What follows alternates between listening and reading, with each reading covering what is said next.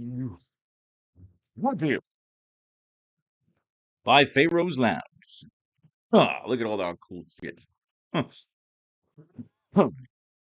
I gotta fix the oh yeah, I gotta fix this thing. Oh, I gotta fix the headboard. All right, let's do this shit. We really enjoying the climax of this fucking story. I'm having a good time with it. I hope you are too, as writing students, formulating your own path or just plagiarizing mine. It's all good. You have permission. It's 4 in the morning. I went to sleep early, so now I'm up early. I just caught the security guard in my building laying shirtless on the couch in the area where you're not supposed to walk with your dog. So he caught me and I caught him. Either way, no one's saying shit. Page 15. We see an overview of the greenhouse and private subterranean chambers of Red Skull. Caption across the panel reads, "Meanwhile, back in the catacombs of Venusville." Spider-Man and Nick Fury enter the greenhouse. Red Skull continues to taunt them over the speakers. "Welcome to my jungle, gentlemen. This was the type of utopia I imagined for the rest of the planet. You don't realize how much we have in common. Why don't you show yourself and we can compare resumes? Why don't you show yourself and we can compare resumes? With pleasure." He emerges in between them, weaving what looks like a gamma-induced weapon in a whirlwind motion as Spider-Man and Nick Fury both take evasive action. In a perfect Darth Maul pose, Red Skull ignites his double-ended gamma lightsaber, which shoots a bright green laser blade out of each end. Dr. Octavian founds a path. "I am at Hades' doorstep." Not Hades, he would say Mephisto.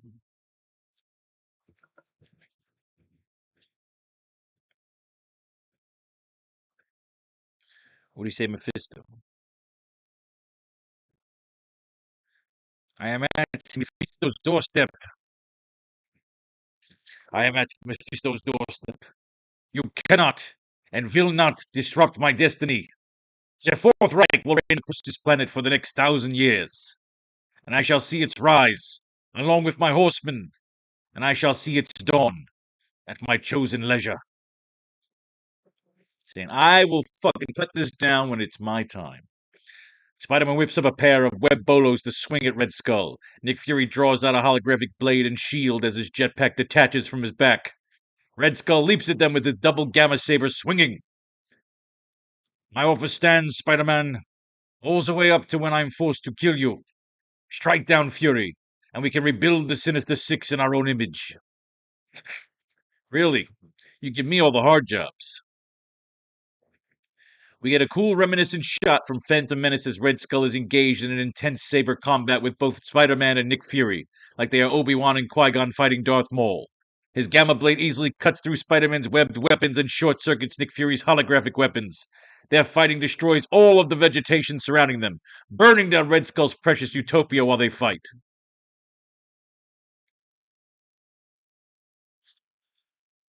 Before Spider-Man can web up another weapon, Red Skull hits him with the base of the blade, knocking him backwards with a concentrated gamma blast. "I cannot thank you enough for this. How I've longed to test my mettle against a pair of fine men." Red Skull then turns and slices the blade across Fury's chest, cutting a large bloody opening in the center of his skin suit. Fury grunts in agony. Flawless victory.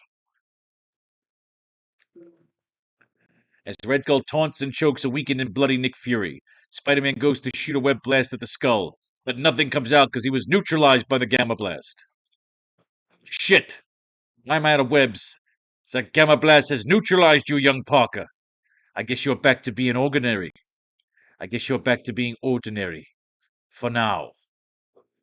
As Red Skull raises up his blade for a death blow to the downed Nick Fury, Spider-Man uses one last burst of strength to leap off a rock and springboard off a tree, grabbing a large coconut reminiscent of when Roddy Piper smashed Jimmy Snuka over the head fiercely with a giant coconut. Show multiple versions of Spider-Man to capture the action and movement in the climactic battle shot. The fuck I am, Skull.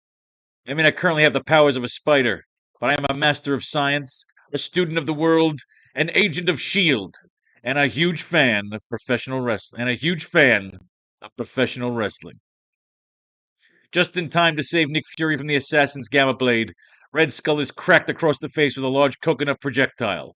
Spider-Man launches it with such power and motivation that it actually cracks the skull of the Red Skull upon impact, knocking him backwards and freeing him from Nick Fury's helpless body. Red Skull escapes the greenhouse while Spider-Man tends to Nick Fury. Stay with me, boss. Never mind that crap now. Go after that bastard. Finish the job. I can't leave you here to die. Then I'll stick around till you get back. Deal? That gamma blast wiped my powers. I'm not sure for how long. You're more than Webb's kid. I don't have enough bloods for a speech. Get my jetpack. Take my jetpack. You're more than Webb's kid.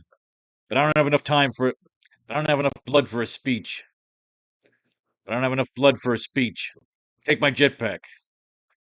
Great action shot as Spider-Man blasts over the roof of the greenhouse to go after the Red Skull. Make sure he doesn't walk out of here. That's an order. I like that. Ladies and gentlemen, that was a fun 2 fucking pages. I don't know if you like writing some comics, but I like writing me some fucking comics. And now we're up to class number 9 of 12. We told ourselves to be a 5-volume sequel to our 4-volume first thing. This is going to be a 4-volume sequel because I feel like we're wrapping this motherfucker up for a really cool package and a really fun, badass fucking sequel story. Well, let's see. We still got 8 pages to go. We cannot force it. We do not do filler. We write until writing is done. The way I see it, best case scenario is that we're not done by page 24. And maybe we could add 4 more pages and just make it a really bigger, not really big, but a bigger, longer chapter 4. We shall see. Les jeux sont faits. The game is up. All right. Let's do some mining. We have now added the strange tales. Let's take ourselves back in history. It is Christmas time, 1979, or in my neighborhood, Hanukkah. Marv Wolfman, I have to say, not a fucking fan. Sorry. Chris Claremont, like everybody else, I'm a fan. Spectacular Spider-Man, I hate this series.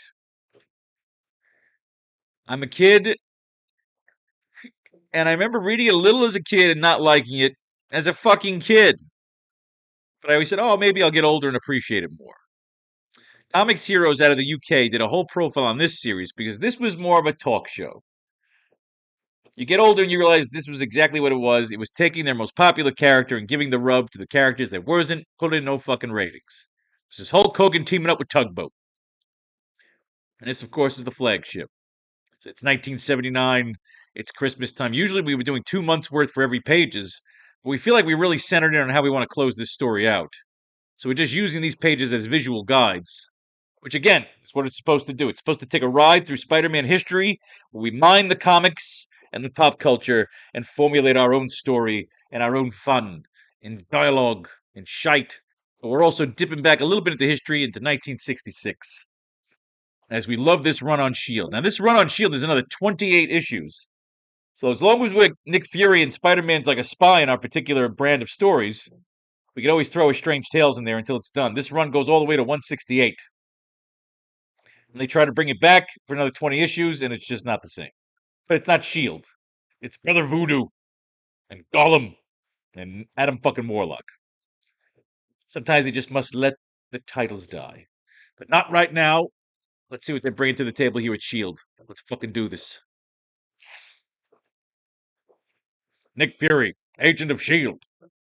The strangest, most spectacular Spider-Menace ever to threaten Nick Fury and his agents of S.H.I.E.L.D. Spider-Menace or Super-Menace? Operation Brain Blast. We're trying to get basically our final fight. Okay, so I forgot. Spider-Man just grabbed Nick Fury's jetpack and he shot out there. So we actually have now, we could do a quick allude to Iron Man fighting Vulture in the sky. That's where we are at the comic book. Now we can kill the Vulture. Page 17, we got to figure out how we're going to kill the fucking Vulture. So now Spider-Man's going after Red Skull. He's got to chase after him. We cut back to the horizon. Over the skies. As we get back to the fight between Iron Man and the Vulture. We're gonna kill the Vulture on page 17 here. Give him a good fucking James Bond fucking esque death. I don't know if we should get hit by a fucking plane, hit by a bolt of lightning. When we left off, they were fucking playing chicken. Iron Man and Vulture were playing chicken last class, gliding up to the fucking sky. Vulture's just defeated. His brothers have been killed. We may have the Sandman survive, but as of right now, the Sandman's fucking dead.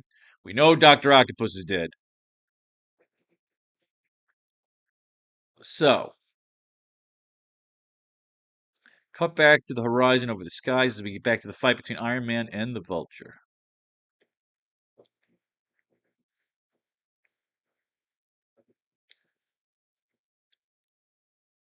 Iron Man and the Vulture. We cut back to the horizon over the skies as we get back to the fight between Iron Man and the Vulture.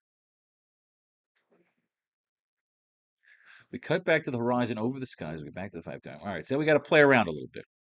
We basically got page 17. We're killing the Vulture. This is the Vulture's send off. So let's make it fucking count. And then after we're killing the Vulture, we're going back on page 18 to the final fight between Spider-Man and Red Skull.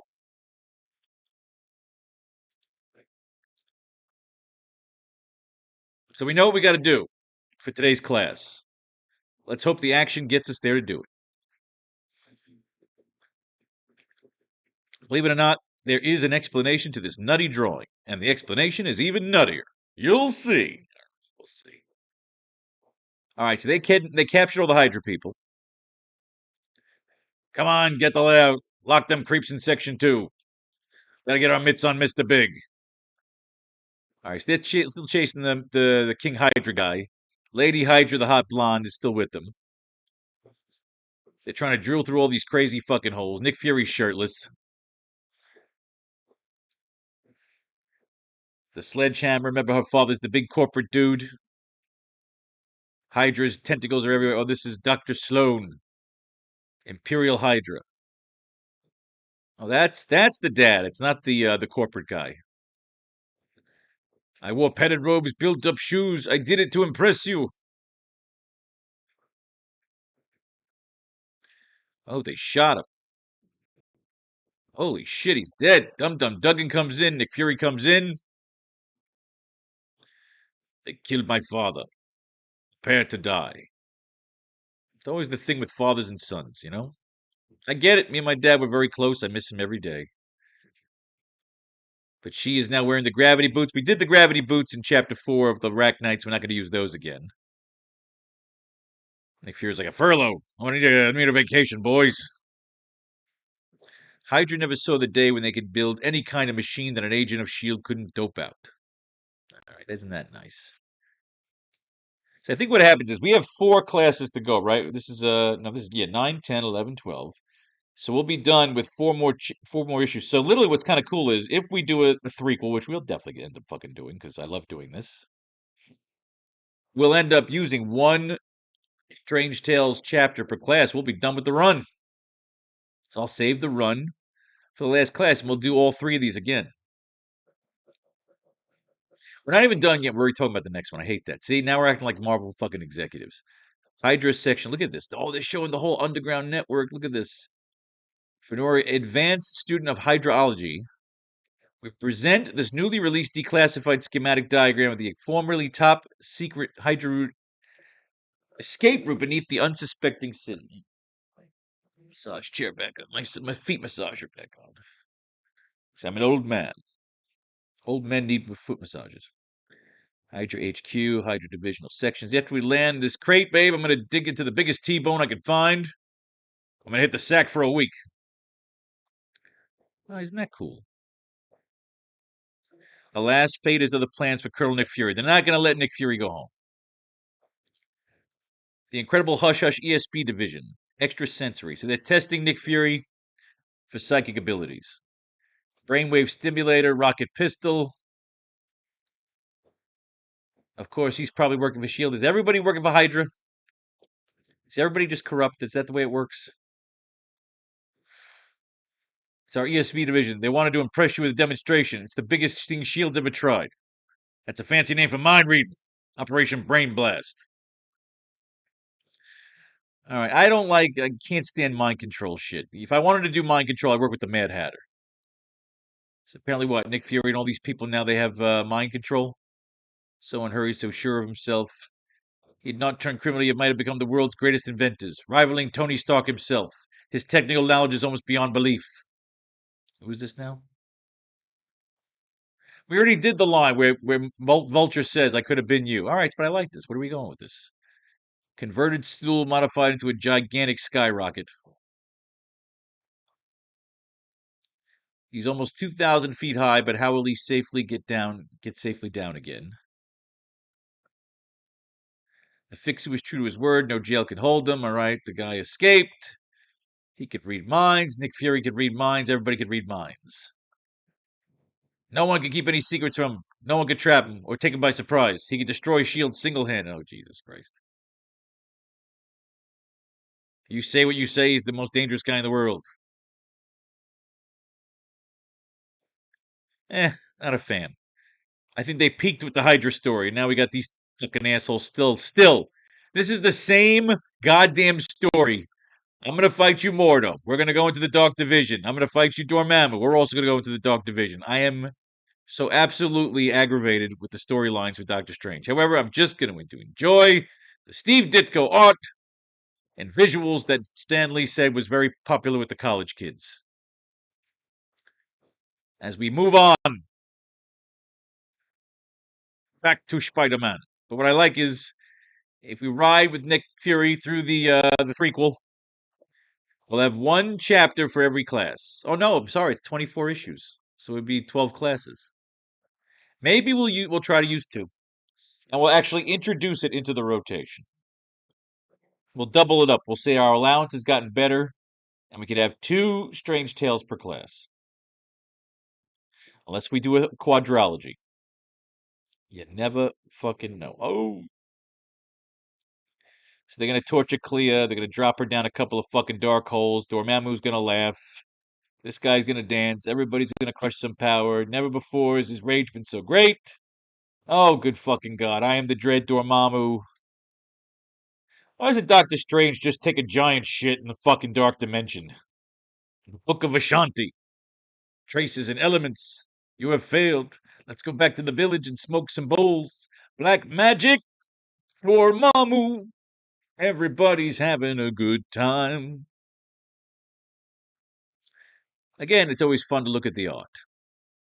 Just can't say I'm a giant fan of the fucking story. Nick Fury, Agent of S.H.I.E.L.D. All right, we'll just keep that where it is now, and we'll keep using it in our storylines, unless we just get away from Nick Fury in the next one. Stop talking about the next one. You have to finish this one.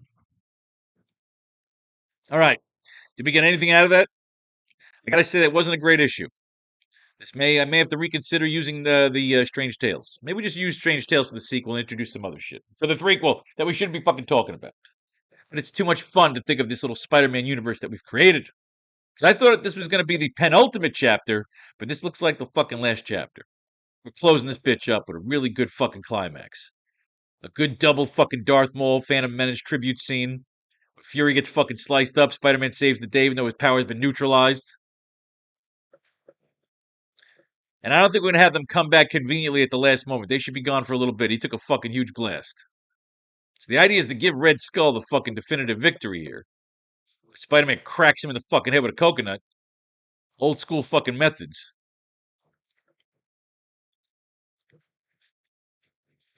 All right.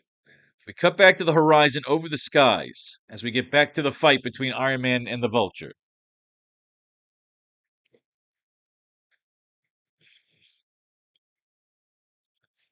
All right. Caption. Across the panel reads, Meanwhile, back in the skies. Meanwhile,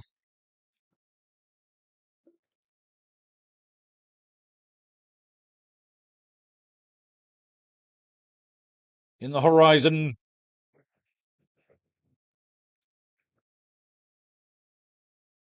In the horizon against the clouds now. In the horizon. Meanwhile, as the horizon halves the clouds, two warriors continue to clash. Meanwhile, as the horizon halves the clouds, two warriors continue to clash in the sky.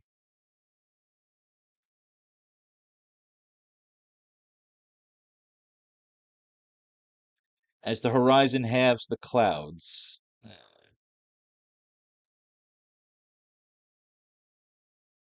Halves the heavens.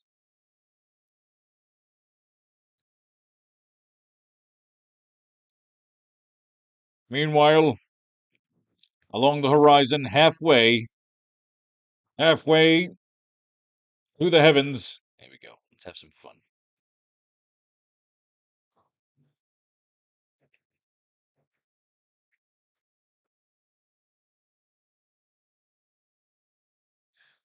Meanwhile, along the horizon, halfway to the heavens, two warriors continue to clash among the clouds. There you go. Have a little fun, a little poetry. Meanwhile, along the horizon, halfway to the heavens, two warriors continue to clash among the clouds. Bang. But what? I don't just want a boring fight. And we got to give Vulture a good death. You got to give him one more good shot at taking out Stark. That's the formula. So let's make it count. This is the final fight between Vulture and Iron Man.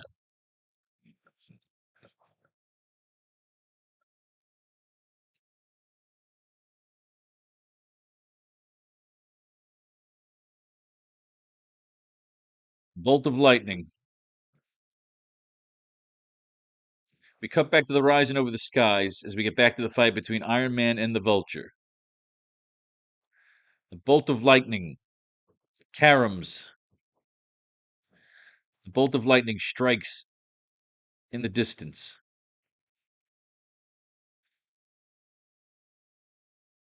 splitting the light as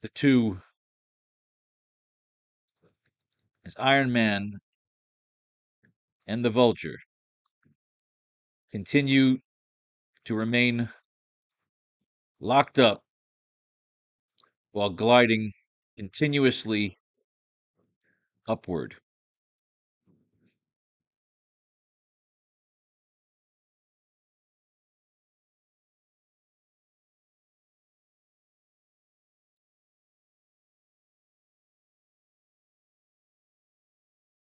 Ready to call it when you are. Ready to call it when you are. Nah, it's cheesy. Bolt of lightning strikes in the distance, splitting the light as Iron Man and the Vulture continue to remain locked up while gliding continuously upward. But we already said that.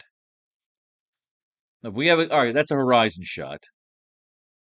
So that's a small panel. Oh, not ready to call it when you are. You already said that. They said we're gonna. I gotta. I've got a satellite 5 miles up. I'm game if you are.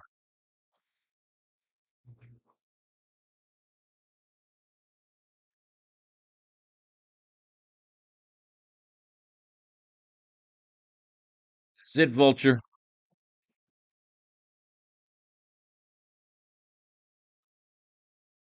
Halfway to heaven.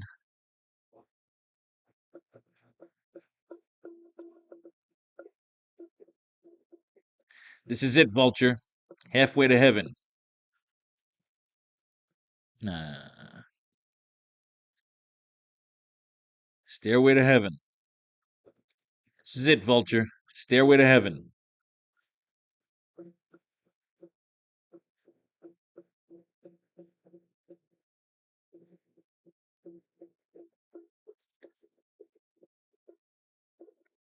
This is it, Vulture. Stairway to heaven. All right, that I like. Iron Man's always been into rock music. This is it, Vulture. Stairway to heaven.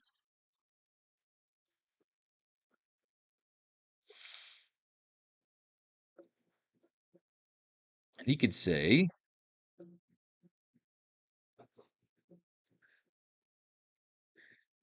give them my regards. Give them my give them my regards. Tracks him with a headbutt. What do we got? This is it, Vulture. Stairway to heaven. This is it, Vulture. Stairway to heaven.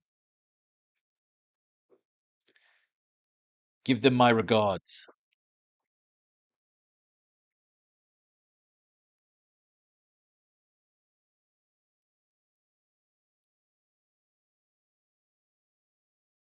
But what's he going to do? Is he going to cut loose of him and then does he attack him?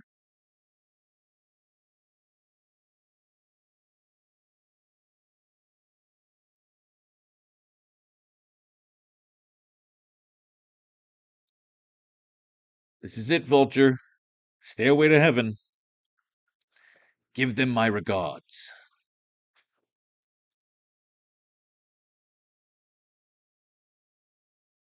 Give them my regards.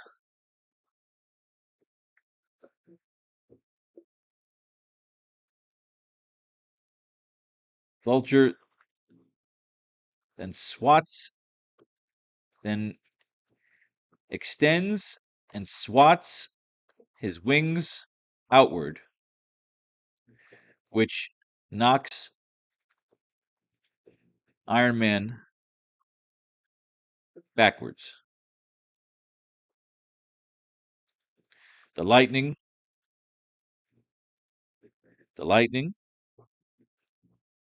continues to dance around them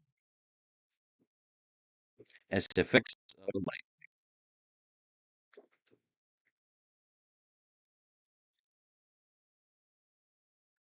As effects of the lightning.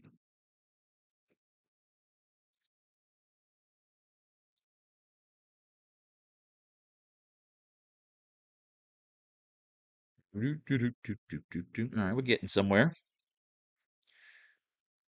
I mean, do we want to get him struck by a bolt of lightning, or should Iron Man make the kill?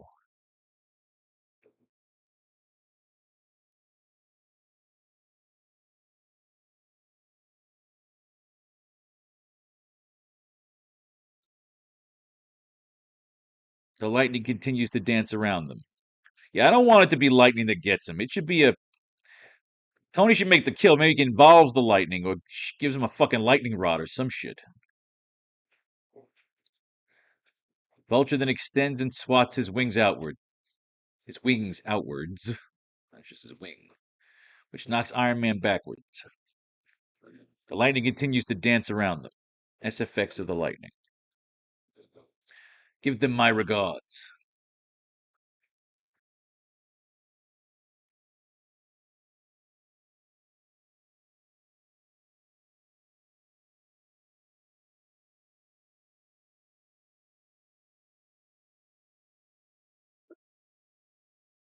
The Vulture.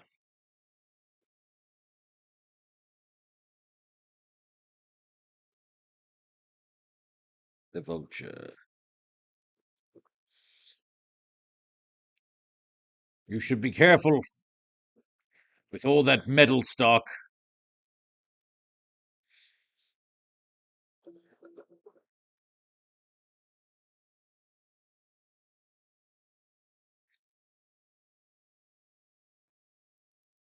You should be careful with all that metal stock.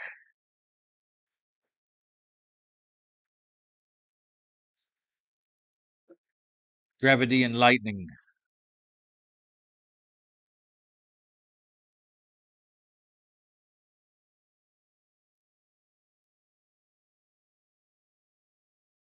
You should be careful with all that metal stock. Gravity and lightning.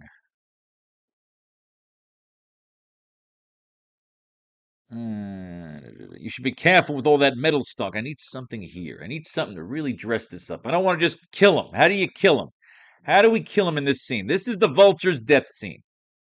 Let's do some mining. Let us do some bloody mining.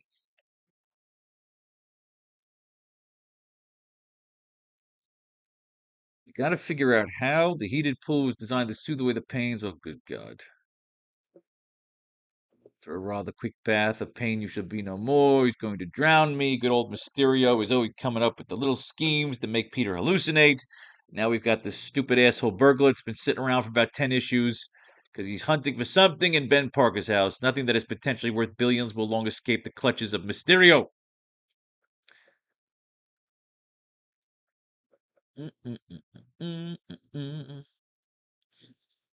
I'll murder you. All right, so the burglar gets loose. Can't last much longer. Spider-Man's drowning. He's got the web helmet. We've done this where he's handcuffed under the water. But what? Can we use a satellite? How do we get Vulture a good death here? I'm trying to find something I could use. It's always the same thing with him and Mysterio, but what?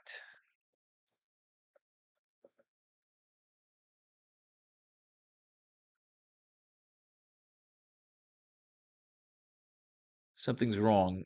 I'm as dry as 3-day-old crackers. And this swimming pool isn't even damp. He did it to me again. All that agony was torture, another illusion. Okay, he always figures that out when he fights Mysterio. It's really unfortunate, nothing new that he brings to a fight with Mysterio. Mysterio trips his balls out.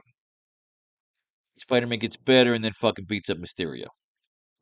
All his friends are here. He's making eggs. Liz Allen. Who's the blonde? Is that Liz? Yeah, it's Liz Allen. Flash, Shine. Everybody's having a good time.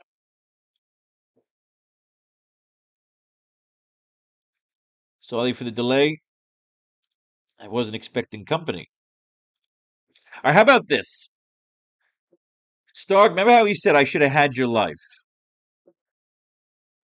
I should have had your life. All right, sorry for the delay. I wasn't expecting company. Okay, so what's going on? Under a lot of strain. His friends are kind of coming to visit and see if he's okay.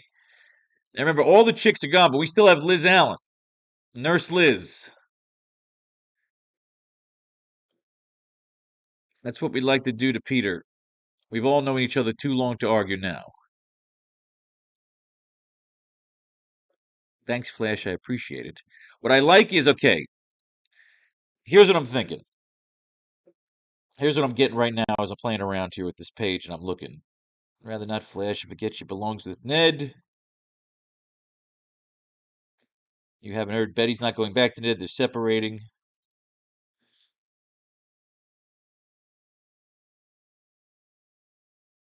Ay, ay, ay.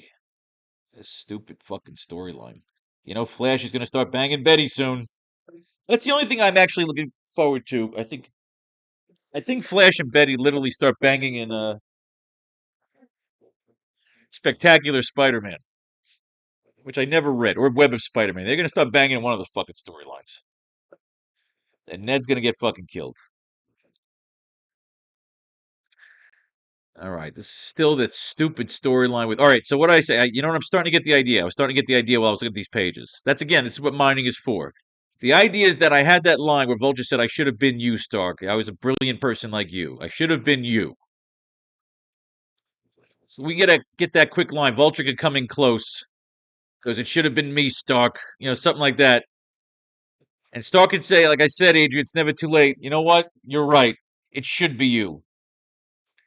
Take my suit, please. Stark can program the suit, right? While all the lightning is shaking after them. And Stark can pop out of the suit. The suit can kind of take over the Vulture. His wings and shit, right? And of course, Stark has still got the exoskeleton on, so he just kind of plummets downward.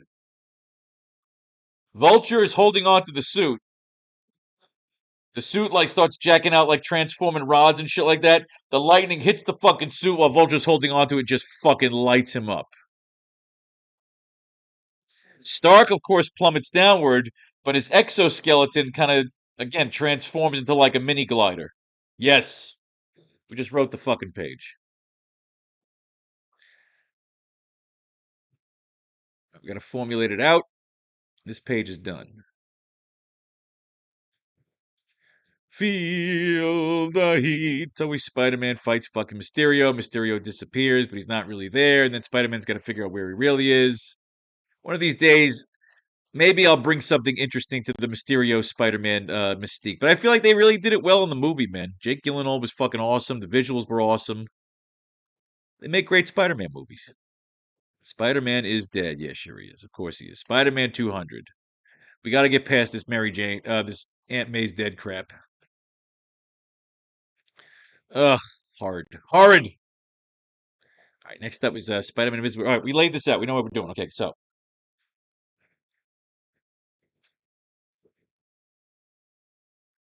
you should be careful with all that metal stock.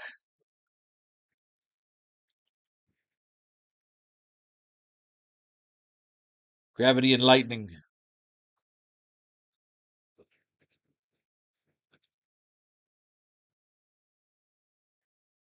Gravity and lightning are not your allies.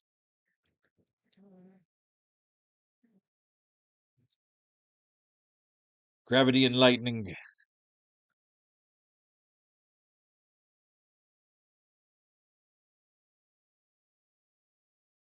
The gods cannot save you. The gods cannot save you from gravity.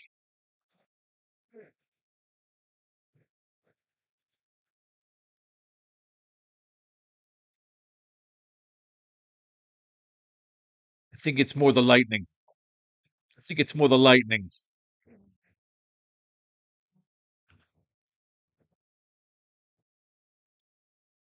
I think it's more the lightning. I think it's more the lightning that concerns me. That concerns. I think it's more the lightning that concerns me, Adrian.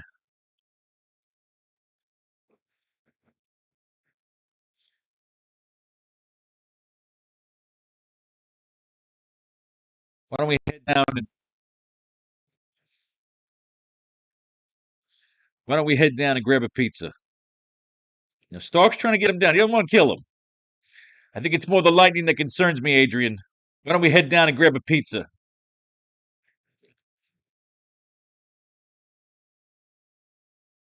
All right, so let's get this right here. Enraged at his sarcasm, the vulture swoops down into Stark.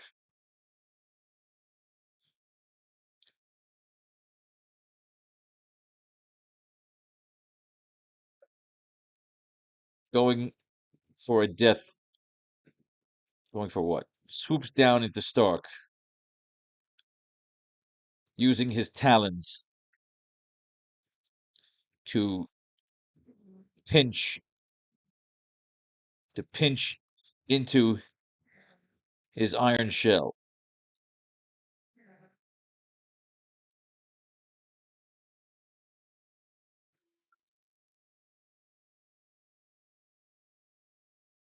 Till you mock me.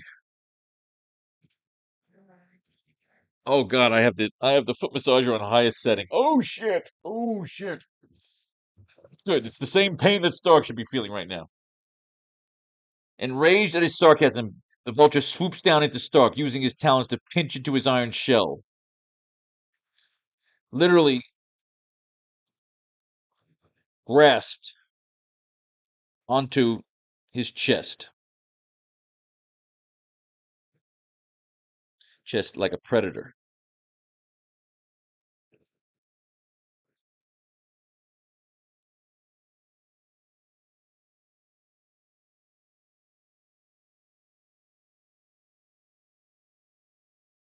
I will rip out your heart, Stark.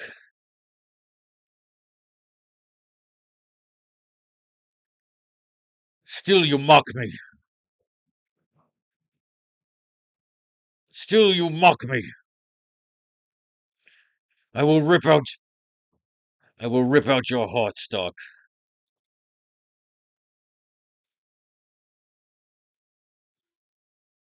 Still you mock me. I will rip out your heart, Stark.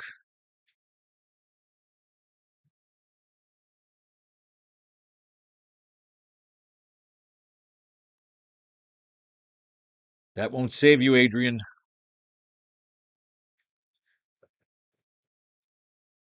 but I can. That won't save you, Adrian, but I can.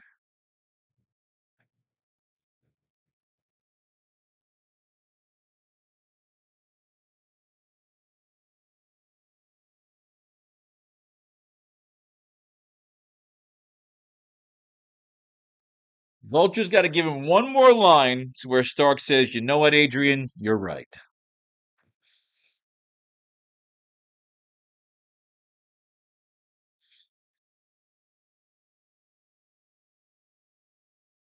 Still you mock me. I will rip out your heart, Stark. That won't save you, Adrian, but I can.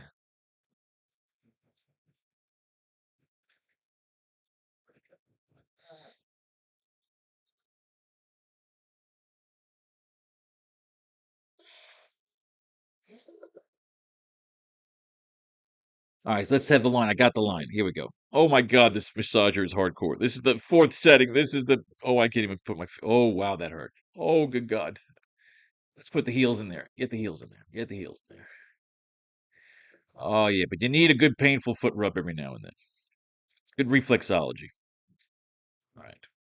That won't save you, Adrian, but I can. Fine, Stark.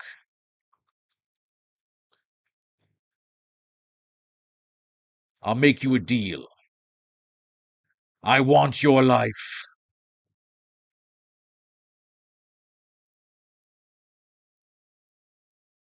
I want your soul.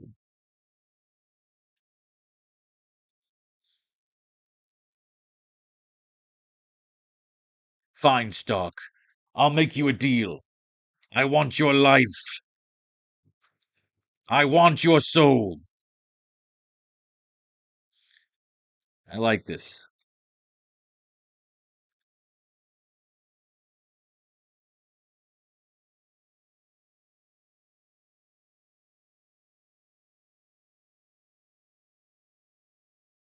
Close up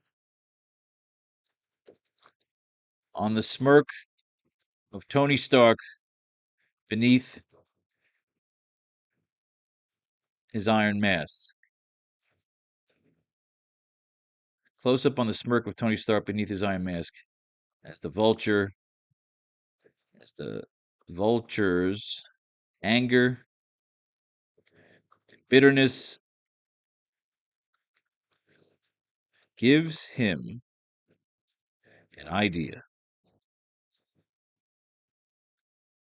Close up on the smirk of Tony Stark beneath his iron mask as the vulture's anger and bitterness gives him an idea.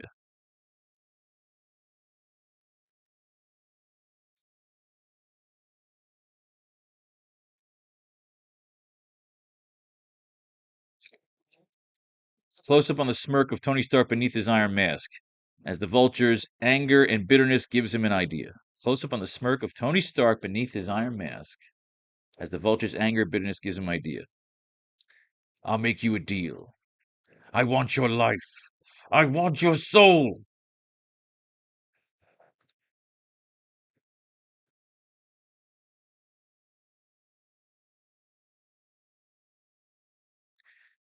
You can have it.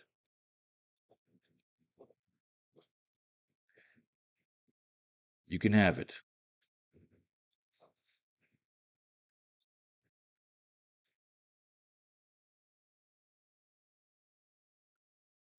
SFX of Tony hitting a function on his suit to detach.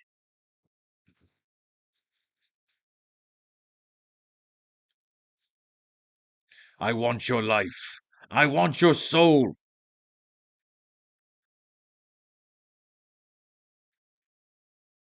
You can have it. She said, you can have it or take it. You know what? Take it. You know what, Vulture? Take it. I like that. Let's move these notes.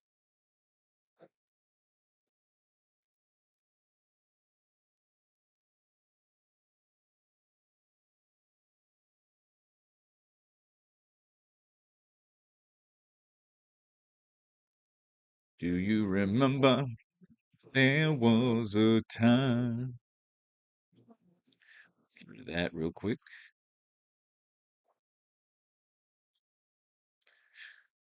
It was all the dreams. You know that the blazing chains of love don't give up.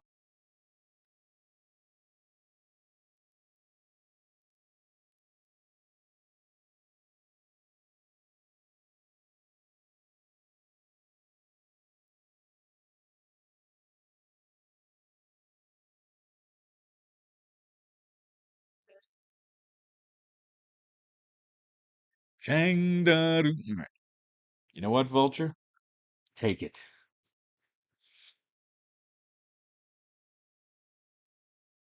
Tony hits a function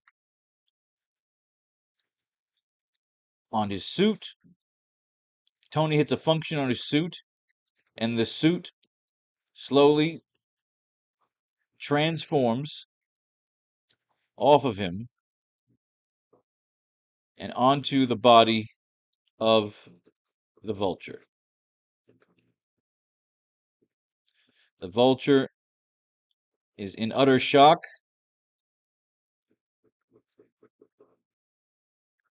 as the suit forms on him like nanotech roaches.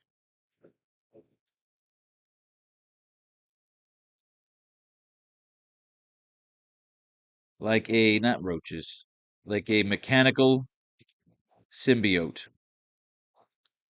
SFX of the suit transforming off of Iron Man and onto the Vulture.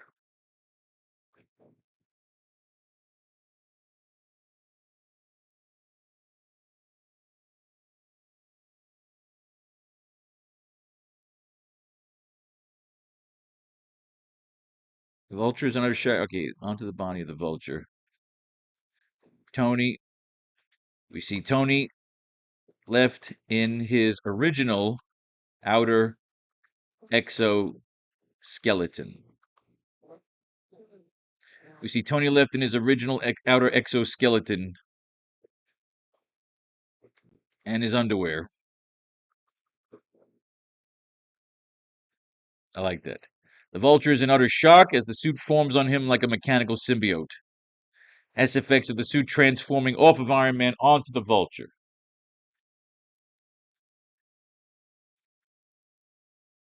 Panel 7, panel 8, panel. Yeah, we got a couple of small panels here. We can go 9 panels on that page. We got plenty of action to do there. We can always throw a panel or two on the next page too, if it's going too long. Let's give the man a good death scene.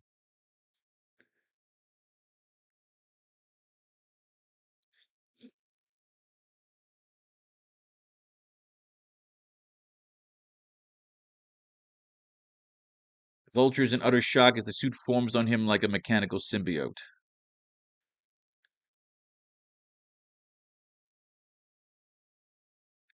Do do do do do do.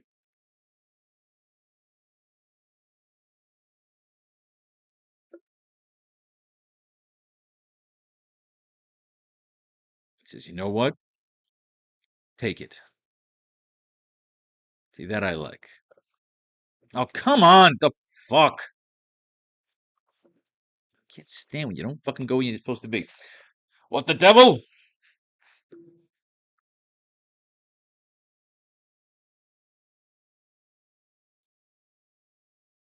What the devil?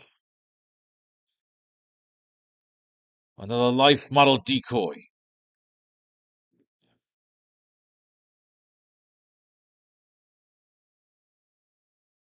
Sorry, Adrian.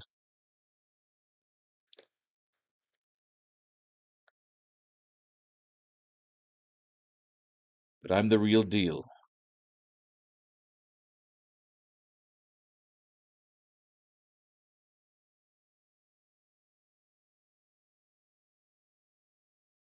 What the devil? Another life model decoy. Like they're up in the sky, and Vulture can say, "What the devil? Another life model decoy." Sorry, Adrian, but I'm the real deal.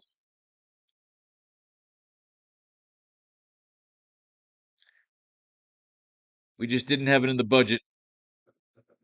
No. God damn it, we need something there. I don't know. I don't like what the devil, another life model decoy. Nah, I don't like that. I like him hitting the function on his suit. All right, get back to the dialogue in a second. Let me lay out the rest of the page. Tony hits a function on the suit, and the suit slowly transforms off of him and onto the body of the vulture. Why? Why won't you let me say off of? Okay, fine. Off him and onto the body of the vulture. We see Tony left in his original outer exoskeleton and his underwear. Vulture's in utter shock as the suit forms on him like a mechanical symbiote.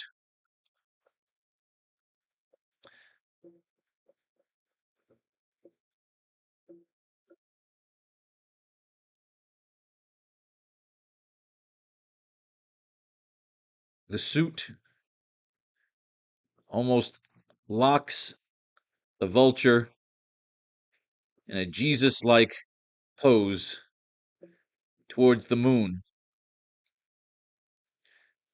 As a bolt of lightning, the suit almost locks the vulture in a Jesus like pose towards the moon as he floats upward.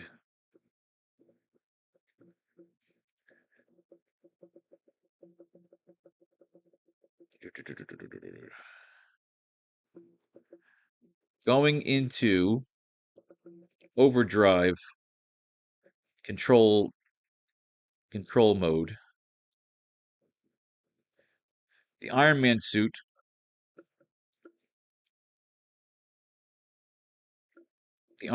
almost locks the vulture in a Jesus-like pose towards the moon as he floats upward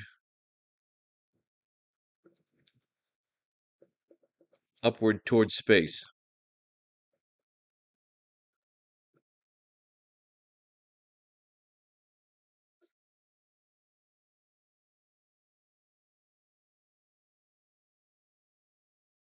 Tony plummets downward away from the vulture.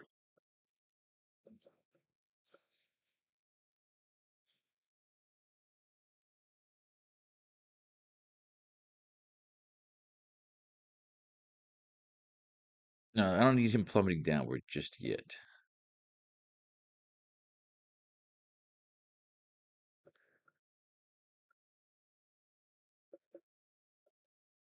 A large bolt of lightning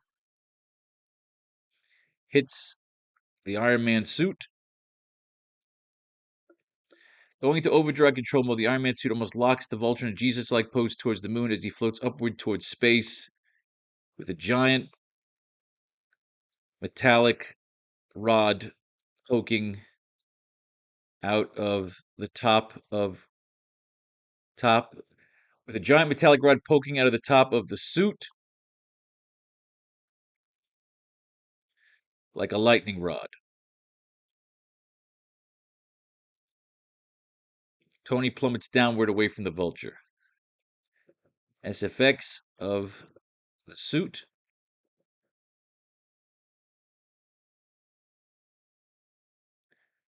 Is that how we want to kill him? I'm trying to think.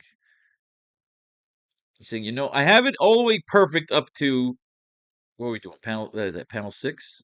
Oh yeah, panel 6. You know what, Vulture? Take it.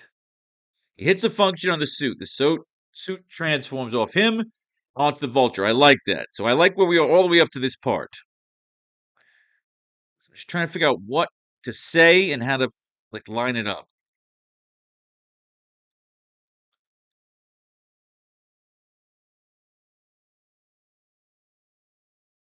Tony plummets downward away from the Vulture. SFX of the suit going wild and locking onto the Vulture like a lightning rod.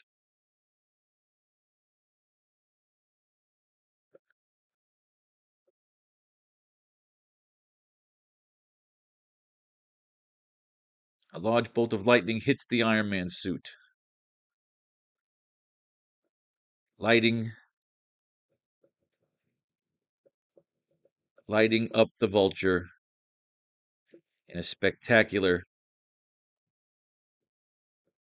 but fatal fireworks type show.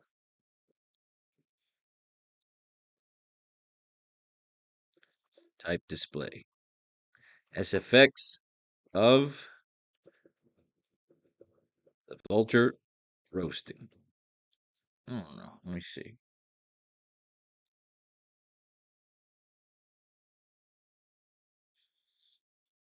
SFX of the Vulture roasting alive in the suit.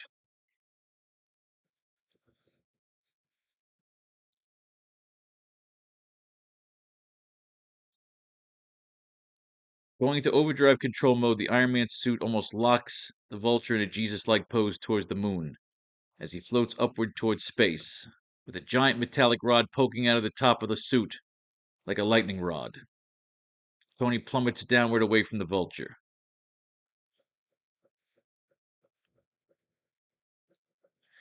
A large bolt of lightning hits the Iron Man suit, lighting up the Vulture in a spectacular but fatal fireworks type display. SFX of the Vulture roasting alive in the suit. Very brutal, very Tony Stark. I mean, very Ned Stark, even. But I feel like 8 panels is far you need to go there, and you just got to bleed it into the next page. 9 panels, yeah, because you really want to capture that fucking shot. So,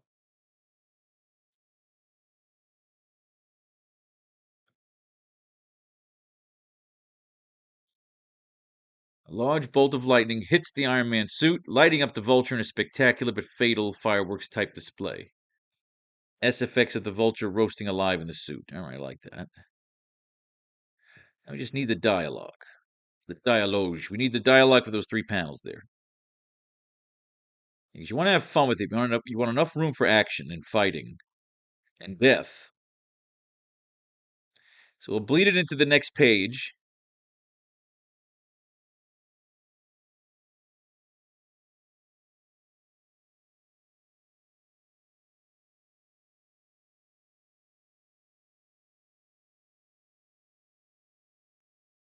The Vulture's body turns to ash as it plummets from the sky past the falling Tony Stark.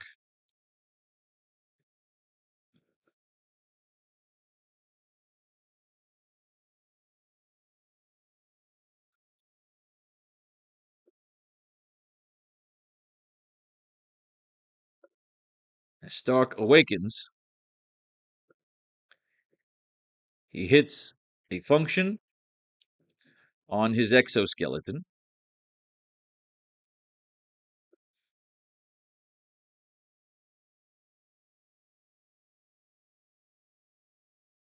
Gotta give him that cool James Bond type getaway. The exoskeleton transforms into a small glider.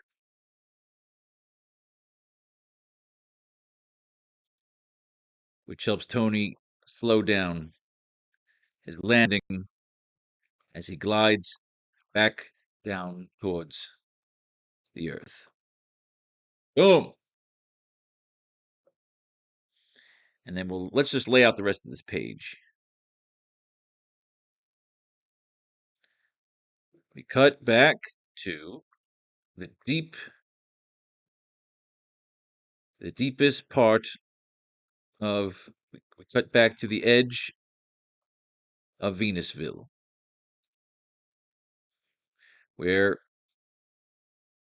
we see the huge dip down to the lava colored haze below. Where we see the huge dip down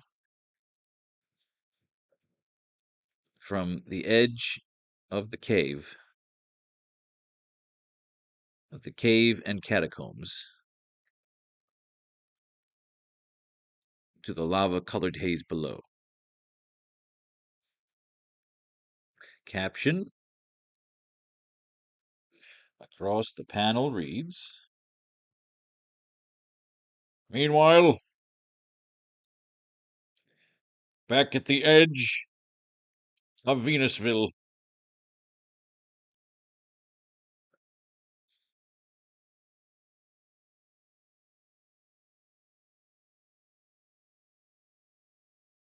Spider-Man lands at the edge.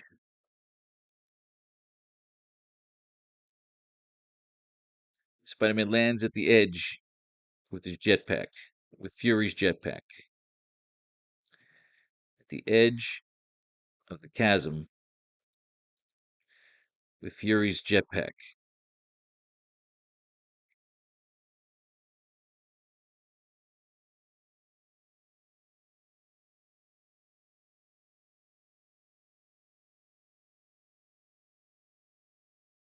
He will turn as his spider sense goes off.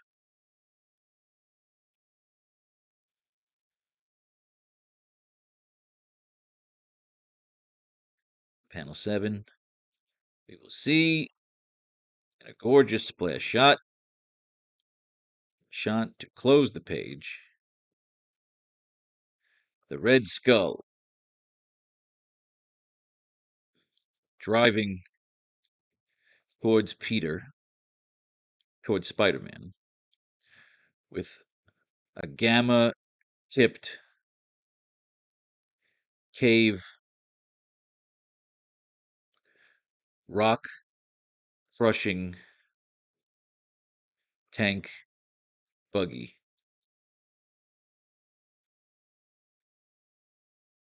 Like the tunnel crushing, like the tunnel making tank from Total Recall. Yes. Actually, what's it called? Let me look up Total Recall on the Wikipedia. I want to know what the fuck it's called.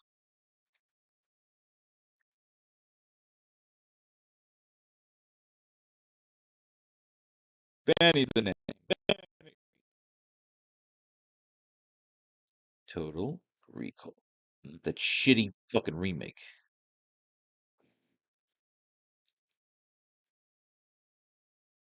Plot. Cueto. There's Benny. Recall inactivated earlier. Blows Cohagen out. Okay, that's too early. Quaid is captured by Richter's men. Melina rescues him. Quaid kills Lori. The pair escape with taxi driver Bennett of Venusville. Okay, the mutants lead them to a hidden rebel base. Quaid meets Delita Quado. Come on, damn it, where's Benny? Benny shoots George, revealing himself to be in Cohagen's employ. Cohagen forces to attack a base, killing the rebels. Before he's shot by Richter, Quado implores Quaid to start the reactor. Okay, great. Quaid and Molina brought to Cohagen, who explains that Hauser was his close friend who volunteered to become Quaid as an elaborate ruse to bypass the mutant psychic's abilities, infiltrate the rebellion, destroy it. Quaid's recall visit activates earlier than planned. Blah, blah, blah. Cohagen orders Hauser's memory to be restored in Quaid. Benny, Richter, and his men attacked him with the pair outwits and kills him. That's all I tell you. God damn it. In Total Recall, when Benny tries to kill Quaid, what is that vehicle called that he uses to try and crush him? He has the internet anything, man. Drill vehicle. Okay. A large mining style crusher. Mining. Okay. Here you go.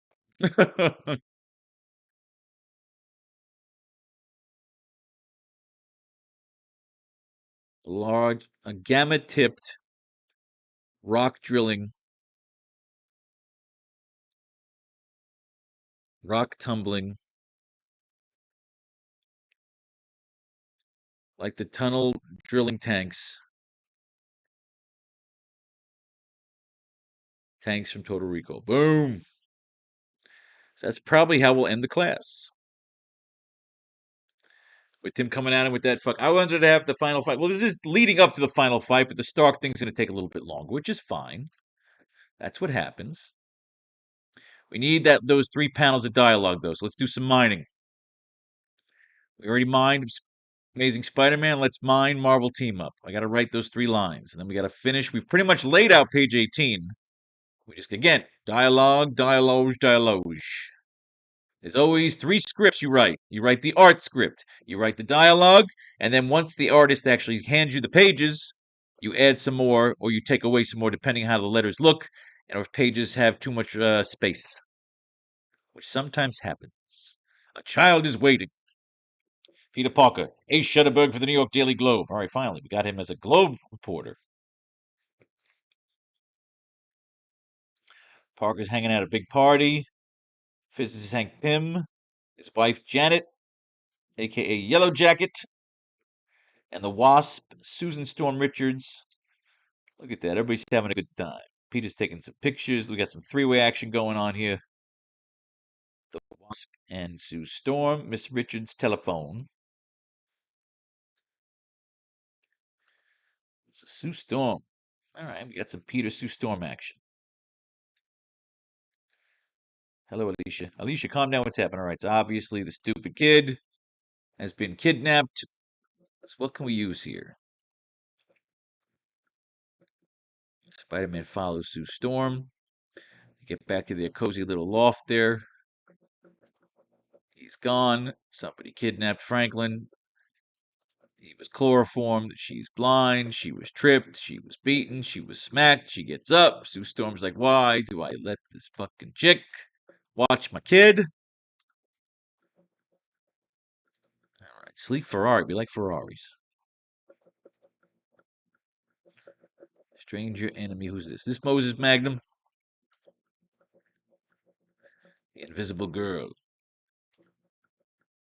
Dun, dun, dun. That crazy dress is attacking me. So the kid is kidnapped. She uses a force field. She beats the shit out of a bunch of people. Anything to get back her kid. She's in the Sue Storm thing. She gets the ransom money. She's driving. Spider-Man's hanging out. What's going on? He's like, look, I'll team up with you. What do we got to do here? You and me. We'll kick some fucking ass here. Spider-Man's throwing web balls at people. Spidey, take the wheel. Do as you're told. Switch the gears. Force field here.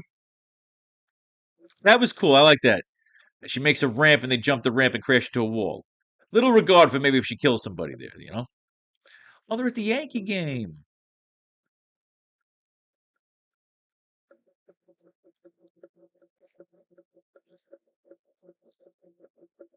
The umpire. The umpire is a bad guy. Kidnapper's heading for an exit. First, he ditched the umpire's jacket. Now he's wandering on the grandstand. Woman's carrying the same case. All this cool shit's going down. They're taking the subway. He's searching for the kid. The main entrance. Lots of shadows. Lots of noise. Underground train tunnels. You know I like that shit. We've done it. 3 million easy. No risk. Bucks courtesy of the Invisible Girl. Sky's the limit for the hole-in-the-wall gang until Spider-Man, of course, cuts through the wall, beats the fuck out of a bunch of people, webs their faces, Sue Storm throws a couple of fucking temper tantrums and fucking force fields, cracks the guy, pistol whips him, Spider-Man punches into the wall, Sue hugs her kid, puts his force field around Spider-Man, all the Harlem gangsters come in, everyone's getting shot, subways are going down, Jean DeWolf shows up in time to arrest everybody, she gives him a little kiss, disappears. Crazy, but it worked. I don't think Jean DeWolf is long for this world. I think she gets killed by the Sin Eater soon. Oh no, that's way too far away. That's like by when we get Venom. We're still 98 issues away from Todd McFarlane. 100 issues away from Todd McFarlane. I wish we could just speed the fucking thing up. Because I didn't get nothing out of that. And I know I ain't gonna get dick out of this. This is a low time for Spider-Man writing. We really need Todd McFarlane here. But again, we're writing smooth, so we're having some fun. I just feel like I'm not getting a lot out of some of these, but we do get some great shit out of most of them. So again, we continue the formula until we just have to speed round through these fucking comics because some of them are bad. Remember, there's a bad run of Spider-Man comics. We'll get to it. Probably won't use it, but I mean, we'll use it to go through it. But I don't know what we'll get out of it. But you never know. It might be so bad that we get something good. We're miners. We mine the comics. I need 3 fucking lines. You know what, Vulture? Take it. I love everything up to here. 6. He hits the suit. The suit starts to transform onto the Vulture.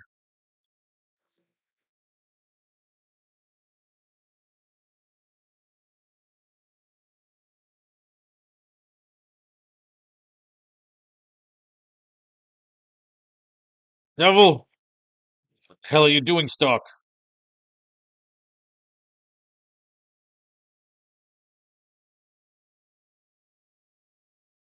What the hell are you doing? I'm making your wish come true. I'm making your wish come true. No, but he already said, you know what, Vulture? Take it. What the hell are you doing? I'm making your wish come true.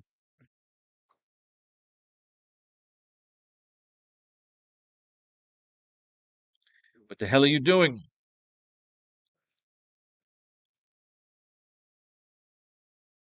I'm going against I'm going against character for once. I'm going against character for once, Adrian.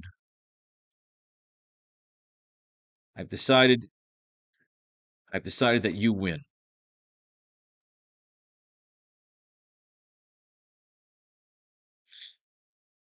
I like the kicks. What the hell are you doing? I'm going against character for once, Adrian. I've decided that you win this that you win.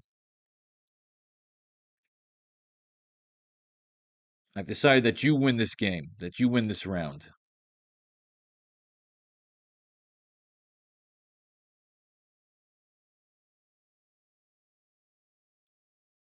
I'm going against character for once, Adrian.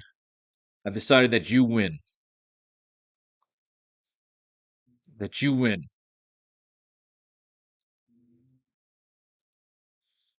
How does he say it though? I was again. What the hell are you doing? I'm going against character for once, Adrian. I've decided that you win.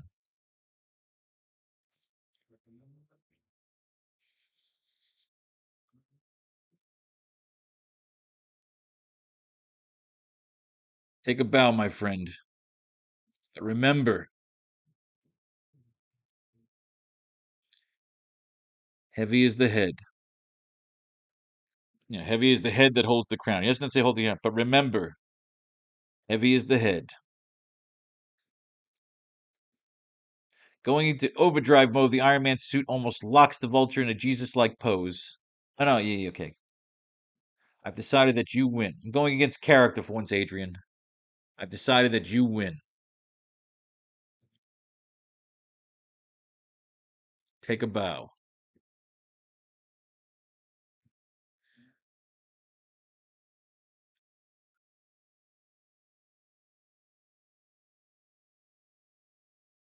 Remember, heavy is the head. Going into overdrive mode, the Iron Man suit almost locks the Vulture in a Jesus-like pose towards the moon as he floats upwards towards space with a giant metallic rod poking out of the top of the suit like a lightning rod.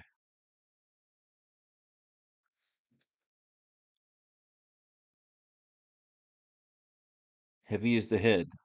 I like this. Okay, I got my spot. I got my speech here. Remember, he's Tony Stark now. He's out of the exoskeleton.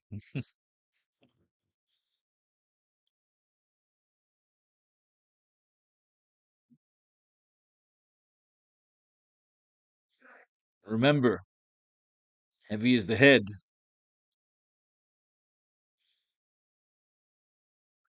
Part of being me, Adrian, is accepting failure. Part of being me, Adrian, is accepting failure. You don't know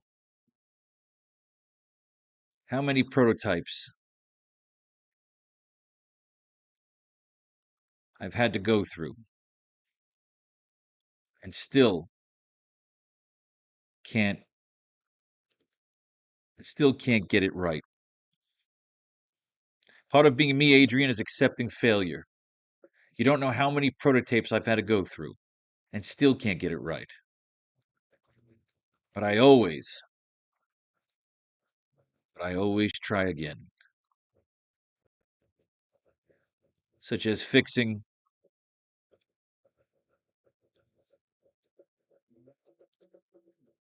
that malfunctioning lightning rod. Nah,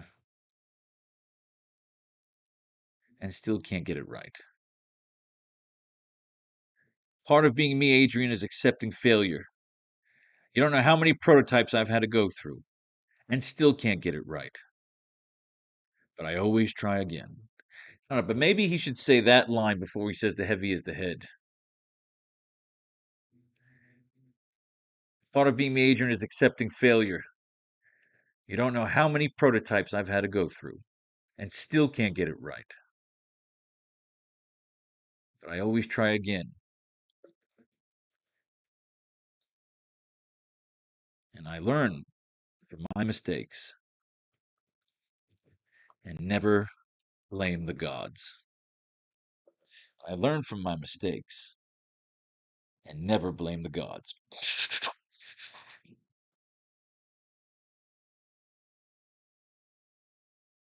A large bolt of lightning hits the Iron Man's suit, lighting up the vulture in a spectacular. See, now, yeah, the lines are off balance here.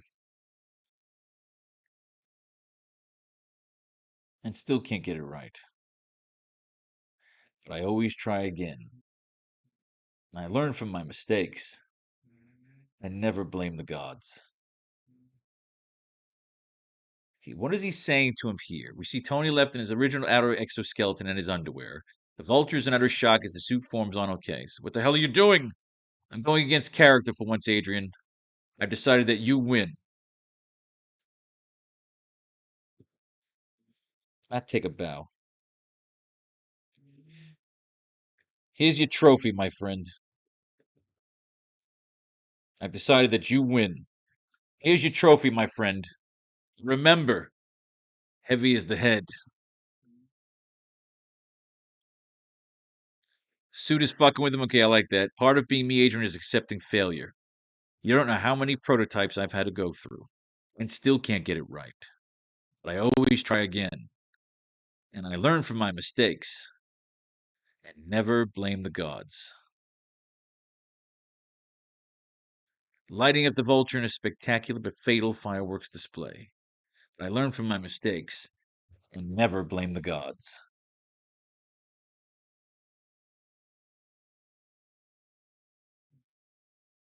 Don't give him a line here.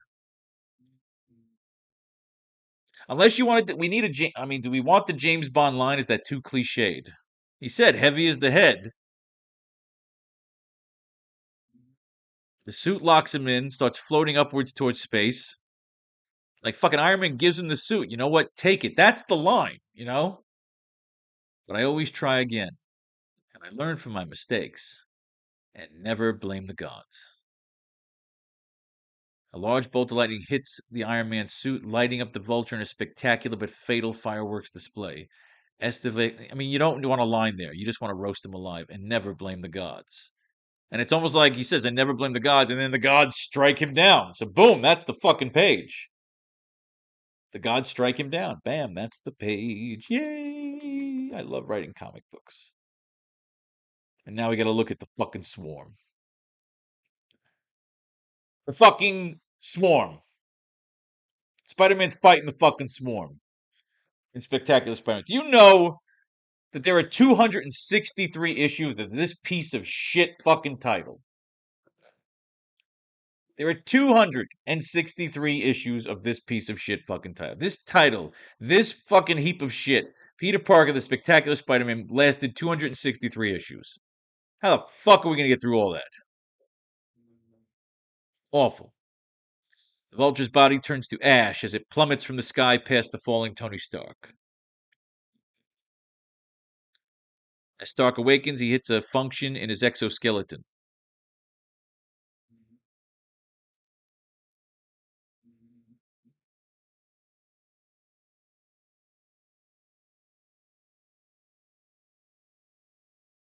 Stark Stark, are you there? And like you said, prepare the bath, Liz.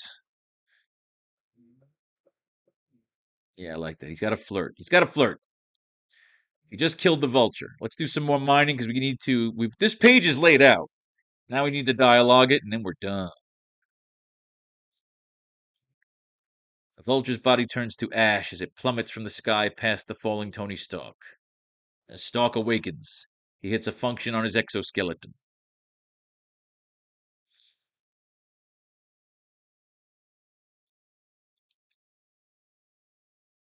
The exoskeleton transforms into a small glider, which helps Tony slow down his landing as he glides back down towards the Earth.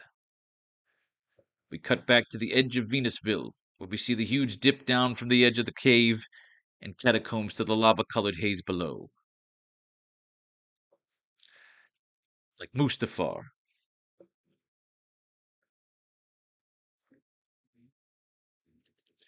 It looks like Mustafar.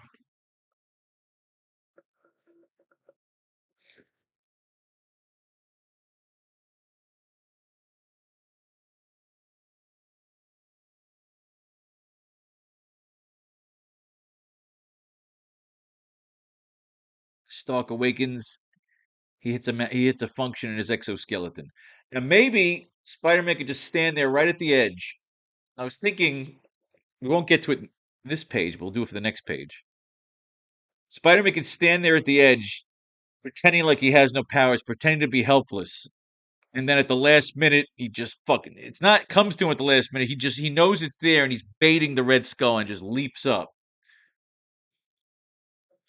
Webs the thing and just watches it fucking carom down into the fucking distance. Or he can jump on the tank and fight him. Now let's get a couple of fights in there.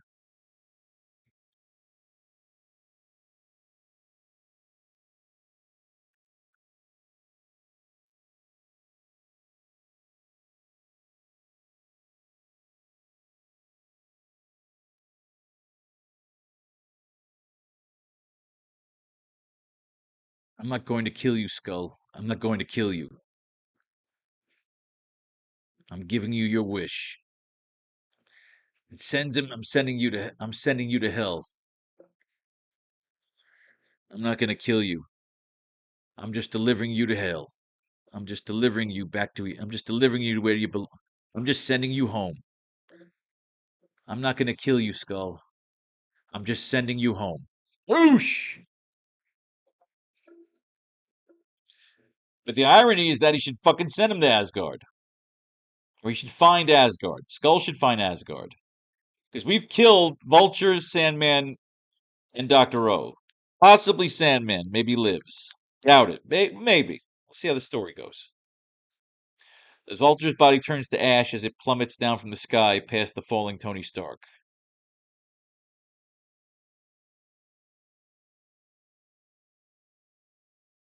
It shouldn't be it should be 3 bolts of light. No, it should be a large bolt of lightning.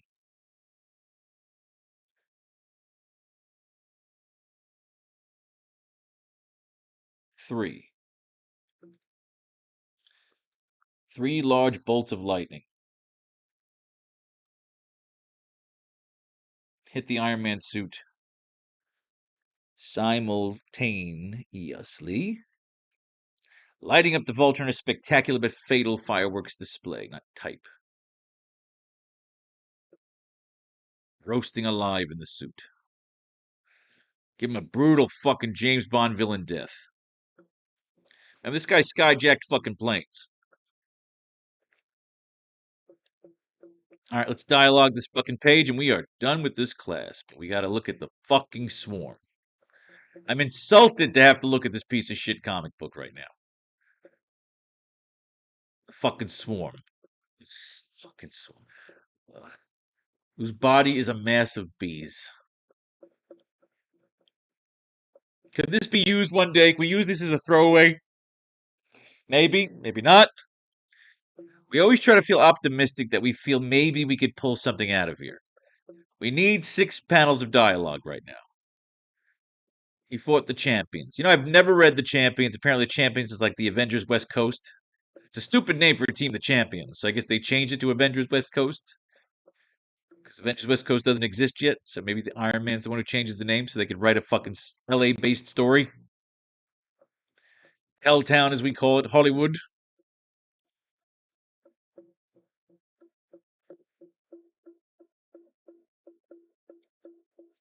So many emotions, so much fear, so much to absorb. The bees, not the bees! Not the fucking bees! Spider-Man is the teaching assistant. After the champions disperse, the bees forming swarms composite body. Jesus fucking Christ, Dr. Sloan. This is supposed to be about Spider-Man's time as a teacher assistant. So I thought I would enjoy going back and reading these because I was a teacher for a while. But no, it turns out I didn't. And he's covered in bee stings. That's who he's fighting. Fucking bee stings. And they're gonna go and the bees are gonna go and attack the fucking attacking the Guggenheim. Are they forming a giant fucking hive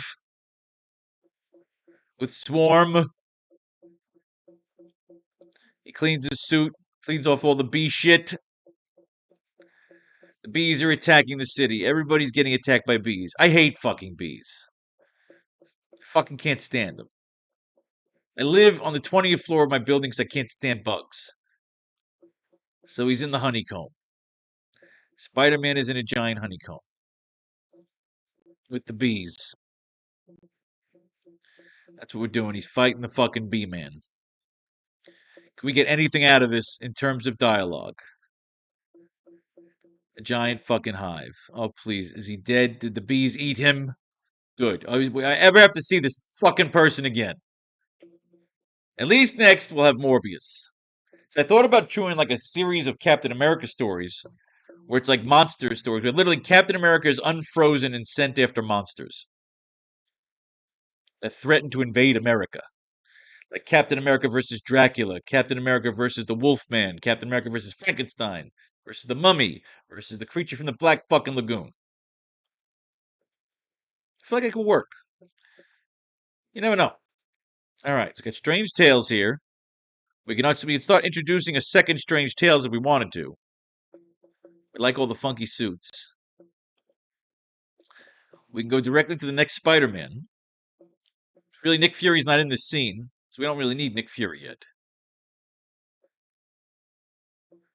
Spider-Man and Nightcrawler. Shootout over center ring. Morbius. Mayhem is the man called Morbius. Oh, good God. I always like Nightcrawler. Everybody likes Nightcrawler. Okay, what do we got? We have anything we could use here.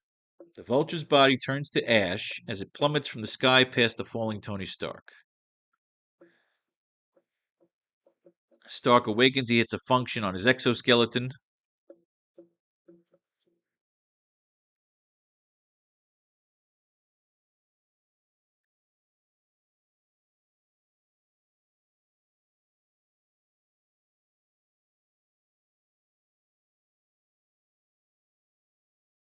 We hear Liz Allen, agent of S.H.I.E.L.D., over the comms.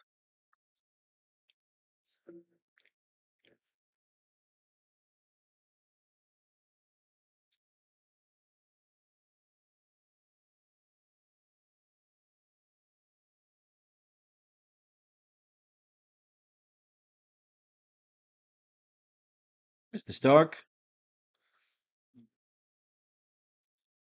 Liz Allen. Mr. Stark. Mr. Stark, are you still with me? Tony!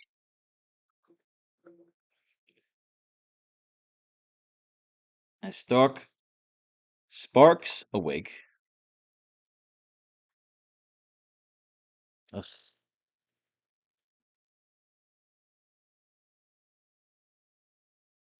He hits a function on his exoskeleton. SFX of him hitting the buttons to transform his exoskeleton.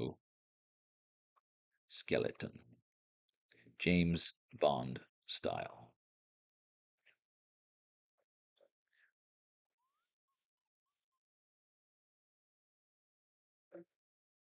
Spark's awake. He hits a function on his exoskeleton. Mr. Stark! Mr. Stark, are you still with me? Tony!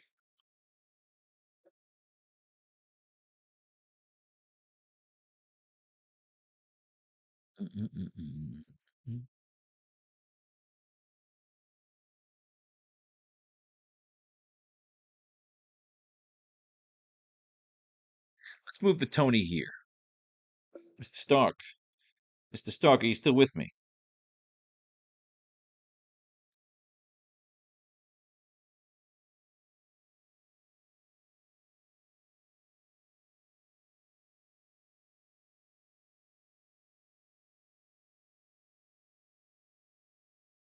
The exoskeleton transforms into a small glider, which helps Tony slow down his landing as he glides back down towards the Earth.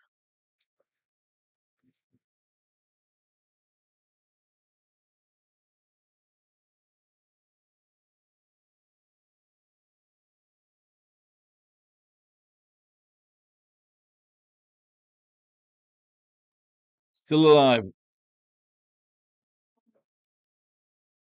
Still alive, Nurse Liz.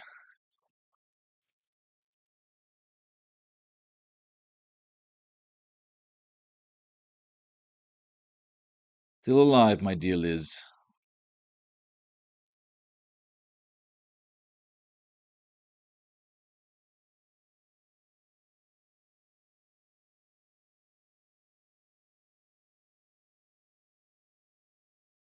Still alive, my dear Liz. Put a bottle on ice.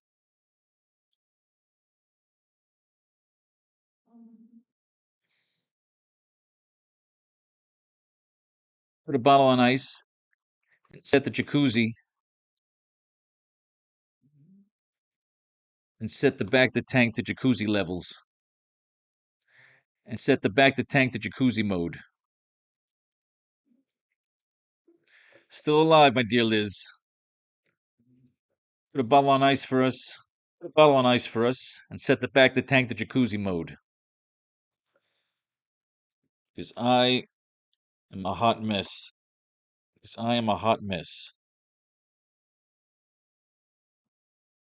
Still alive, my dear Liz.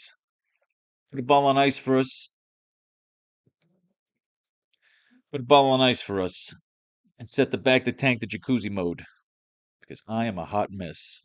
I don't think you need I am a hot mess. So set the back to tank to jacuzzi mode. Still alive, my dear Liz. Put a bottle on ice for us. Put a bottle on ice for us. And set the back to tank. Set the back to tank to jacuzzi mode. 'Cause I am a hot mess. You don't need a hot mess.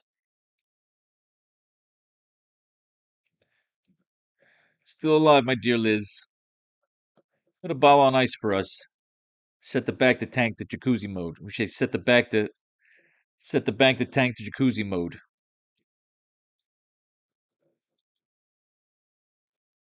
Set the back to tub to jacuzzi mode. Put a bottle on ice for us. And set the back to tub to jacuzzi mode. See, I like that. That's cute. Set the back to tub to jacuzzi mode.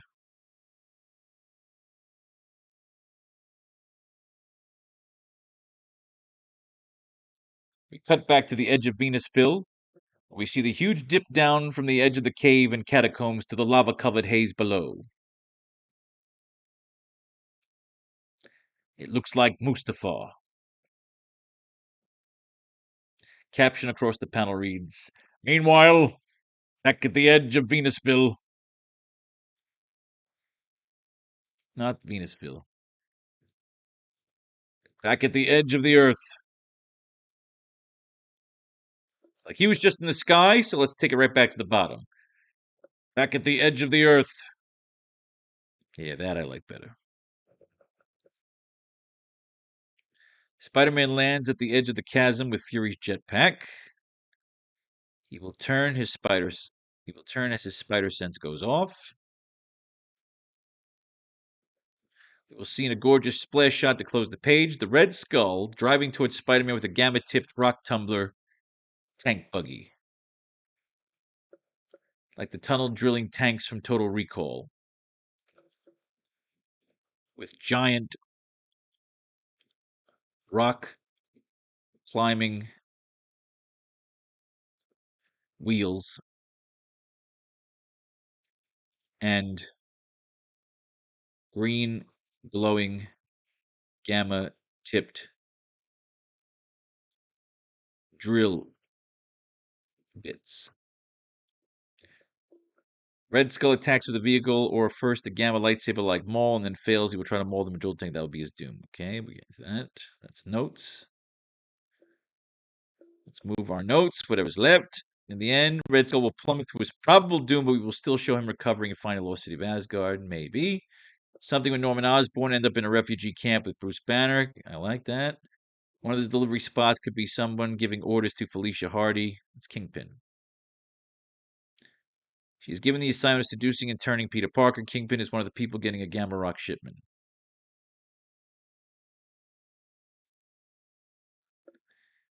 Kingpin. Yeah, we don't need to. We're writing this twice.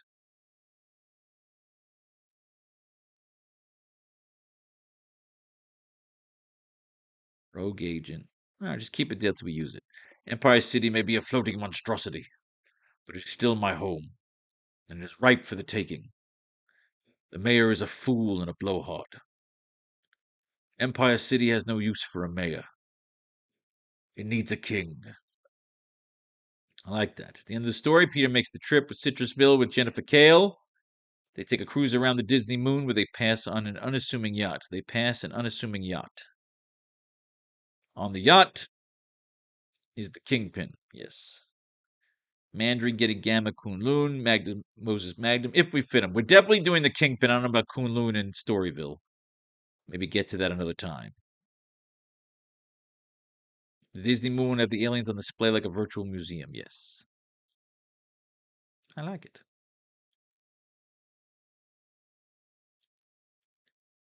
So these are okay. So let's move the notes. Plummet to his doom. Okay.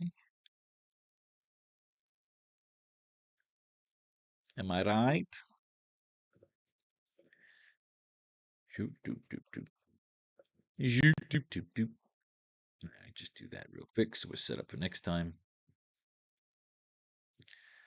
It only takes a minute, girl, to fall in love.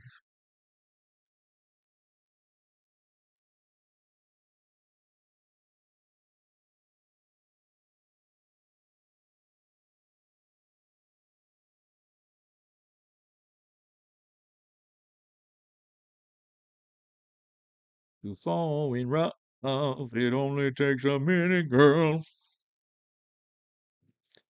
All right, 19 to 20, we'll have to wait for next time.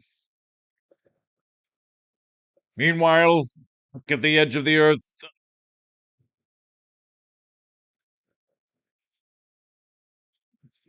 Spider-Man lands at the edge of the chasm with Fury's jetpack.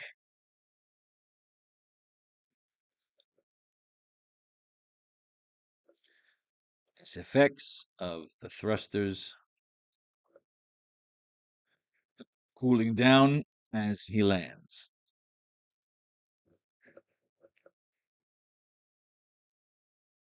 All right, we have these three panels to dialogue, and we're done with this fucking page. All right, let's dive right into the 200th issue of Spider-Man. Of course, we have to refresh my stuff. Fucking page, you motherfucker.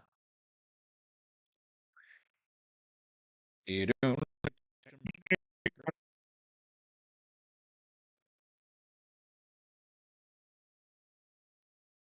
The spider and the burglar. This is the infamous issue. 200 issues ago, Stanley and Steve Ditko created a classic. We made it 200 issues into our mining. Spider and the Burglar, a sequel. The burglar that killed Spider-Man. He's been injected with chemical depressant. We need 3 more panels of dialogue.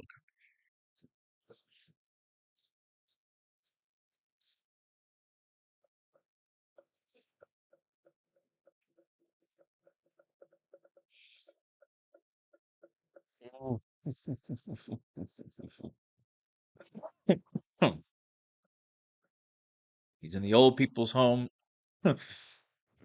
Aunt May's apparently dead. This guy's walking around. It's a lousy day. Can't say I was ever a big fan of this. The burglar gets free. I need 3 more panels of dialogue. They try and use this. And Watson, apparently Aunt May's not really dead. That's why I always hated this fucking storyline. The mind games, smoking, looking for the apartment. He remembers his origin. Girls wouldn't talk to him.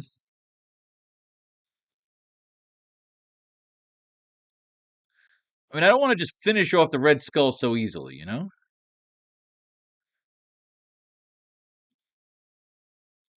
Okay. 3 more lines of dialogue. Spidey. Understand all about Uncle Ben's murder. One last piece of the jigsaw puzzle. The Black Rock corporate headquarters. This guy killed my uncle, and he's still out there. They brought the uncle back for the Spider-Man 3 storyline. It was so stupid.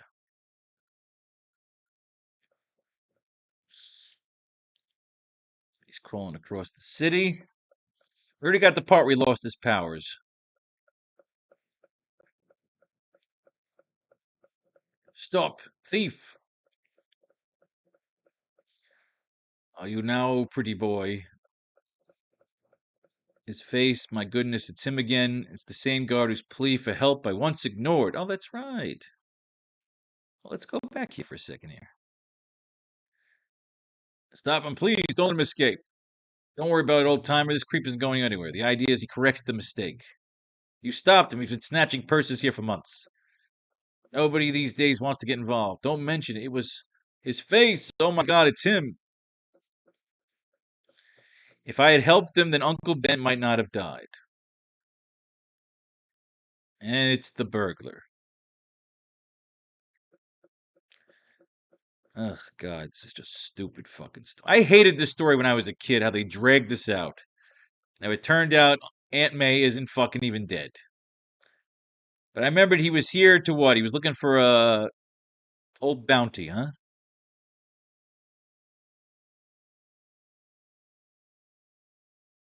Dutch Malone, that's what it was. Dutch Malone's hidden treasure. Enough to get me out of this country and set me up good life elsewheres. Dutch Malone, I remember being a kid in the slam when they brought him in. He was nothing more than just a con. Here he was, nothing more than a con, just like me. From the way he was strutting on the block, you'd think he owned the whole Sing Sing. And as some con said he did, he was supposed to have millions stashed away during his prohibition days. That's where your little joint in Forest Hills came into the picture. Malone lived there in the old house back in the 30s. That joint really hot back in them days. It was during the dry days, but Malone had all the Canadian hooch he wanted. He was bootlegging the stuff and having parties every night to top it off. Malone thought he had it made, but if he got the only way to get rich in the rackets by stepping over somebody else. The next thing Dutch knew, he was surrounded by treasury agents led by the booze buster.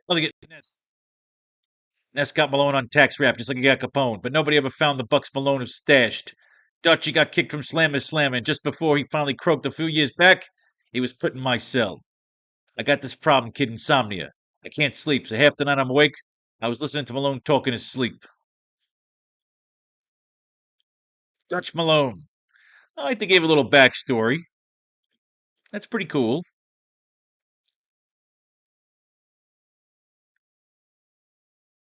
All right.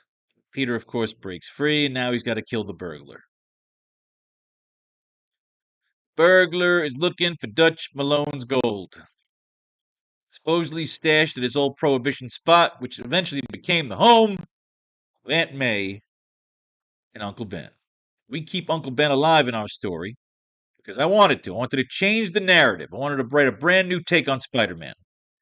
Change things around, not for the sake of subverting expectation, but for the sake of writing a new story based on a character I've loved so much at a time we got to bring some new narrative in, which is what they're doing in the movies too. And it's fun to write comic books, and eventually you start writing your own original stuff. But you know, it's having a lot of fun writing Spider-Man. I I write Faro and I write Zeldara and I write Pixie Runner, but nothing gives me better joy than writing fucking Spider-Man. It's a double-sized issue. You break in at the old warehouse we originally found him, and guess what? Good old Aunt May is alive. Now you're gonna give me the Lost Dutchman's fucking treasure. Take what you want. Stay tuned, just stay put. I got some business in this dump. Take your hands off my wife, don't you dare touch her. And then Ben gets shot. But in our storyline, we kill Peter's parents in front of him. And Aunt May's gonna get pissed. They pretend like Aunt May's dead. I hated this fucking storyline. They wasted so many issues. Turns out she's not fucking dead. It was Mysterio fucking with Spider-Man. It was Spider-Man getting the revenge. This was a dragged out, very shitty story.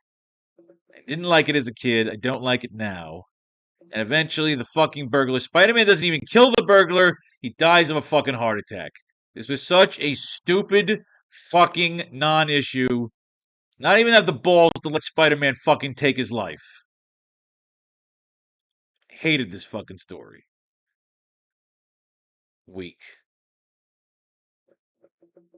Right, yeah. She's fucking scared of Spider-Man. Great. Wonderful. Great. Peter fucking Parker. I killed Aunt May in my fucking storylines, but I couldn't take the fucking stupid Aunt May storylines.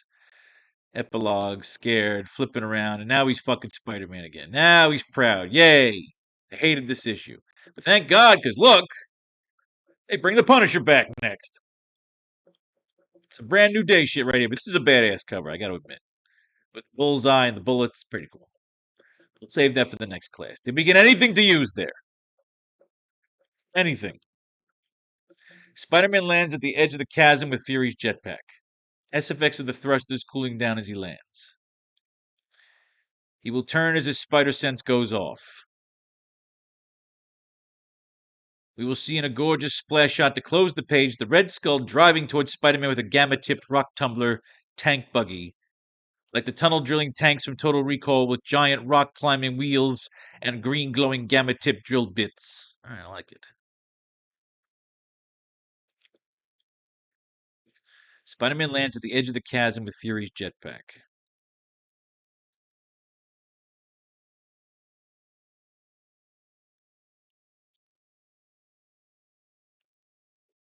Spider-Man lands at the edge of the chasm with Fury's jetpack.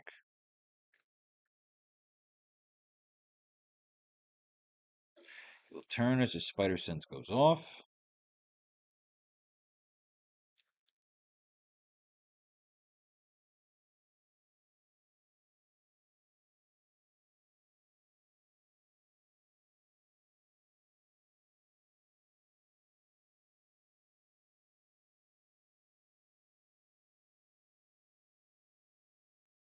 Oh, wait, he doesn't have his spider sense.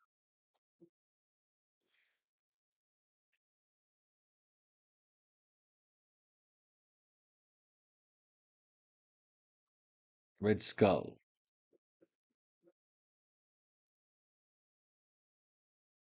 Lethal Spider. Okay. SFX of the thrusters cooling down as he lands. He will turn. It's not his spider sense. Oh, no, it is his spider sense. His spider sense goes off, triggering his powers back.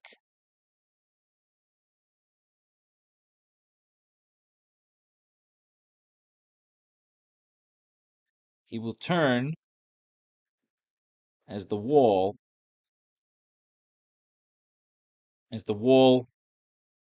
behind him comes crashing down. When it comes crashing down and it hurts inside. All right. As the wall behind him comes crashing down. SFX of the wall crashing behind him.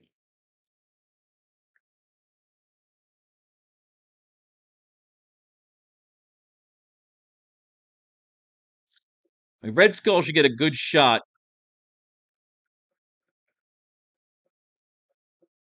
He should get a good shot with rock tumbler tank buggy. Yeah, okay, because he's coming through the wall.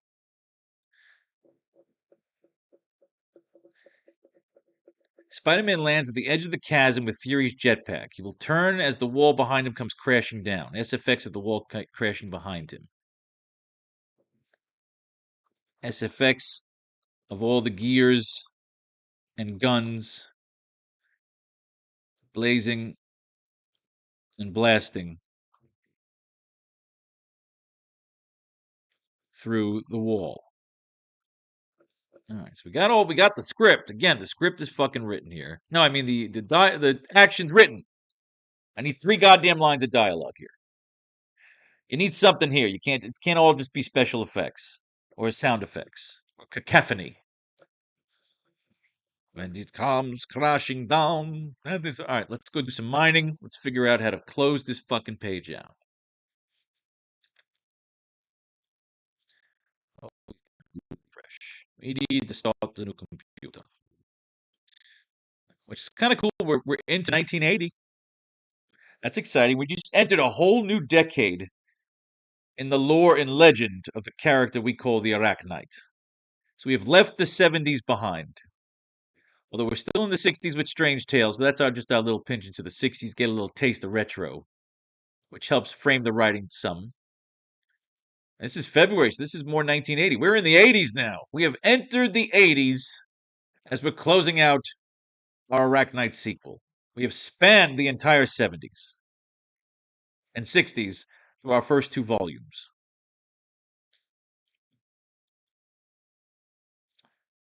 Let's do this.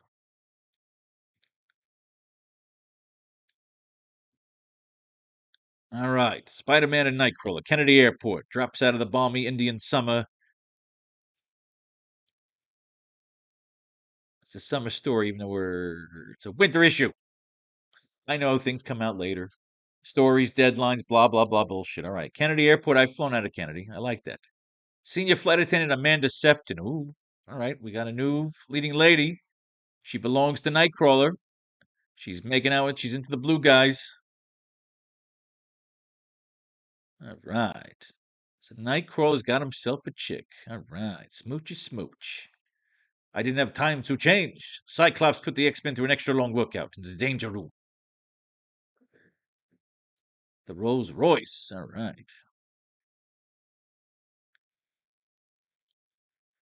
Look at the airplane. The personal symbol of arcade. That crazy hired killer, if he's here, I want to be somewhere else fast. Stand by the rolls. I'm going to check things out.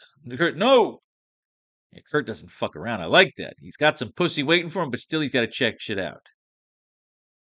Arcade. Was this the guy that has the, was this like the Running Man guy? Yeah, Murder World. Yeah. Arcade's assassination amusement park. His targets had been the X-Men. You got to bring that in. If Marvel's doing X-Men, they got to bring that shit into a storyline. Arcade would be a perfect storyline for an X-Men movie. I like that. Arcade. I have to teleport. Arcade. Look at this guy. He dresses like the Joker. What's we got here? Fatso's got a nerve. First hire me to waste Spider-Man, which would have been a labor of love on my part, then replace me with some cut-rate costume punk. And then he has the gall to demand his deposit back. What is that smell? Brimstone? He knows it's Nightcrawler. He's got his hot little bitch there in the red. This guy's getting pissed.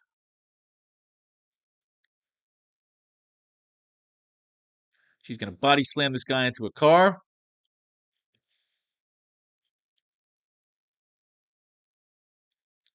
What we got here? All right, so Arcade is in New York. Amos Hardin considers himself a strong, hard man. He was scared, humiliated tonight by a woman he doesn't like that one bit. He doesn't like Arcade. Look at this shit. So that Kurt Wagner's hiding out. They got to track Arcade down, figure out what's going on. You know his chick's getting killed. Oh, they're at the circus. In New York City, I used to go to the circus. Oh, this takes me back. This takes me back to days of yonder. Peter Parker's on hand, photographing for the circus. Nightcrawler comes in. Spider-Man's got to get involved because that's what Spider-Man does. His chick's in the audience. People are going to start getting fucking shot. Nightcrawler's got to help. teleport Spider-Man before he dies, which means Marvel team up is going to be Spider-Man and Nightcrawler bitching the audience, circus performers getting fucked up, people getting punched in the chest, people getting punched in the head and the neck, and everybody's having a good time. The lions, the tigers, the bears, everybody's stumbling and bumbling through. Hopefully no animals get hurt. Spider-Man's got to whip up some elephants. He's got to whip up some tigers. I never like when he's got to hurt the fucking animals. Why is he got to hurt the fucking animals? Is this Arcade or is this some guy working for Arcade? This is some assassin. That guy kidnaps his bitch. This guy's tied up in the fucking card pulling some Lorraine fucking Biff Tannen shit. The guy's gonna get punched out over the thing. Everybody's having a good time. I can't believe Marvel Team Up has a letters section. Who is writing saying how much they love these fucking stupid, fucking boring fucking stories? Ay, ay, ay. Oh, they're telling him on the stage of a Broadway show. Animated series. Good for them. This is them announcing the spreading out of the Marvel universe. I wish them well. Oh, look at this shit. Well, they had a lot of titles going on. This is 1980. 2-in-1, Shogun Warriors, Spider Woman, Daredevil, Superheroes, Super Stories, number 200, 241, Thor, Micronauts, Fun and Games, Battlestar Galactica, Hulk, Avengers, Conan, Marvel Tales, was a reprint, X-Men, Fantastic Four, Team Up, Iron Man, Peter Parker, Defenders, Master of Kung Fu, Marvel Spotlight, Star Wars. Star Wars, look at that shit. Fantasy Masterpieces, Amazing Adventures, Tales to Astonish. They brought Tales to Astonish back, huh? Marvel's Greatest Comics, Marvel Super Action, Rom Space Knight. Rom Space Knight. Man Thing.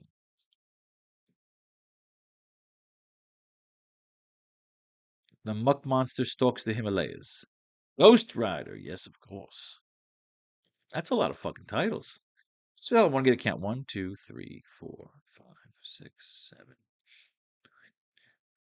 12, 13, 14, 15, 16, 17, 18, 19, 20, 21, 22, 23, 24, 25, 26, 27, 28, 29, 30. 34. There are 34 fucking monthly titles for Marvel. Wow. Rock on with your bad self. Need these last couple of lines. Spider-Man and Beast. Death rides the airwaves. Good fucking Christ. Who is this fucking stupid villain? And then we have this. As we dip into 1980 to try and help ourselves finish out this page, for a guy who controls bees. And they died in the honeycomb. And now they fight a vampire. Michael Morbius. Curse the living vampire.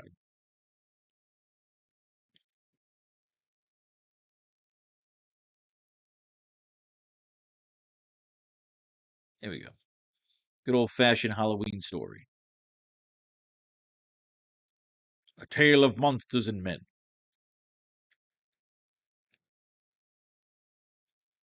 If I ever did a Captain America versus like Dracula story, I'd have to throw in the Scooby Doo people in there somewhere. Just have to get like some cool crossover with like the mystery gang.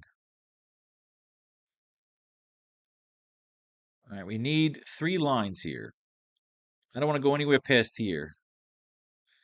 Morbius comes in. He's gonna fuck some people up. He's gonna bite a chick on her neck. He's gonna make some vampires happen. Spider-Man lands at the edge of the chasm with Fury's jetpack. S effects of the thrust is cooling down. He will turn as the wall behind him comes crashing down.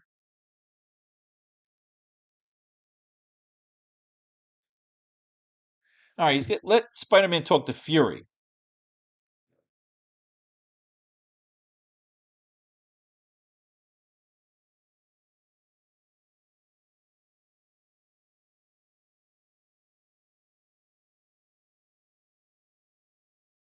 Go alive, Fury.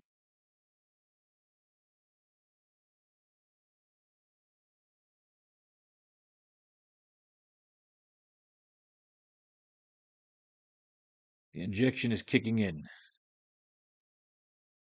The injection is kicking in, kid.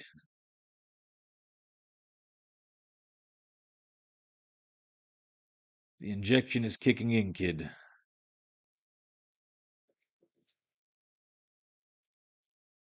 I'm loopy. I'm loopy but living.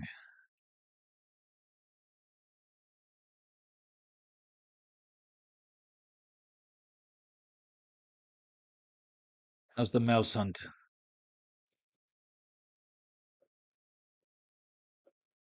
The injection is kicking in, kid. I'm loopy but living.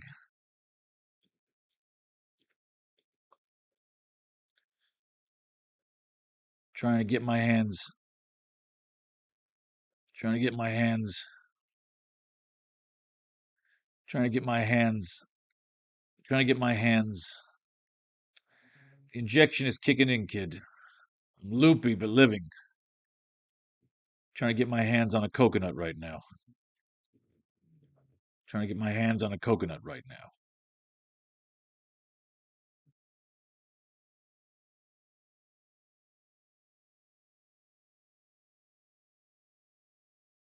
How's the hunt?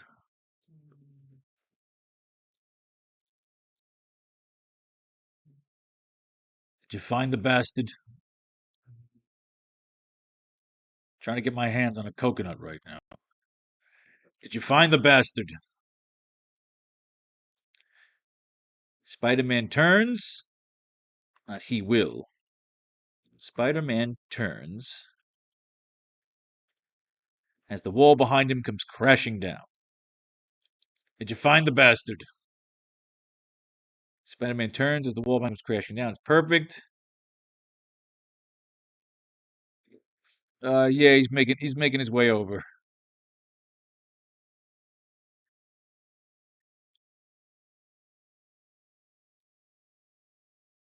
Yeah, yeah. Just fucking yeah. He's here. Yeah, he's right here. Yeah, he's here. You'll see in a gorgeous splash shot to close the page, the Red Skull driving towards Spider-Man with a gamma-tipped rock tumbler tank buggy, like the tunnel drilling tanks from Total Recall with giant rock climbing wheels and green glowing gamma-tipped drill bits. It's perfect. Did you find the bastard? He's like, that's the way Nick Fury would talk. Did you find the bastard? Yeah, he's here. Yeah, he's here.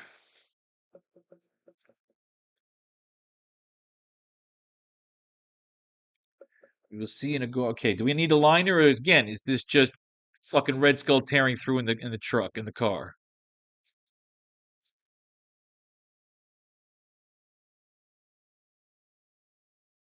Yeah, he's here.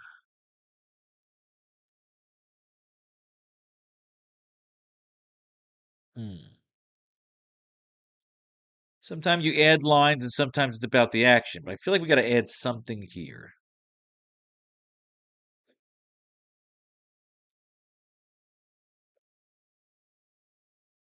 A narrative box, something.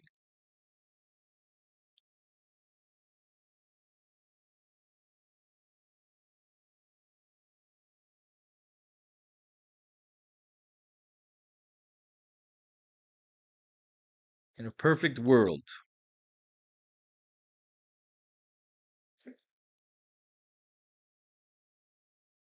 Peter. Oh, I like this. You know what? All right, Peter. Peter offers a quick but somber realization. Peter offers a quick but somber realization of the moment.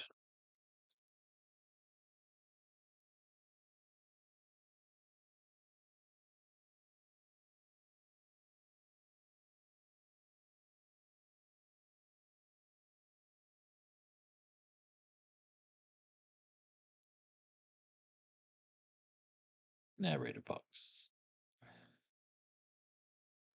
The worst part of this moment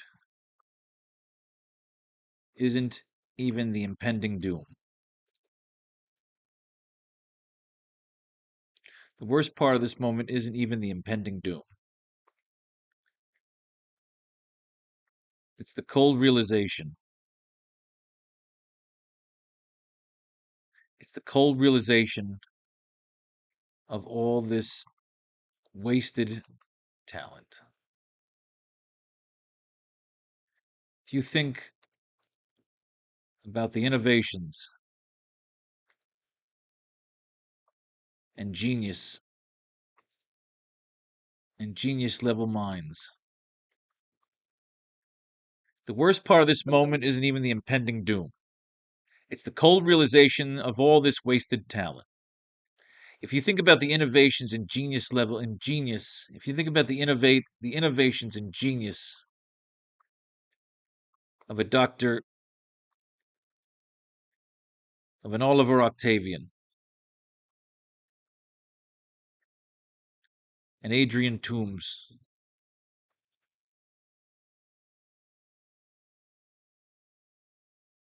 if you think about the innovations and genius of an Oliver Octavian, an Adrian Toombs,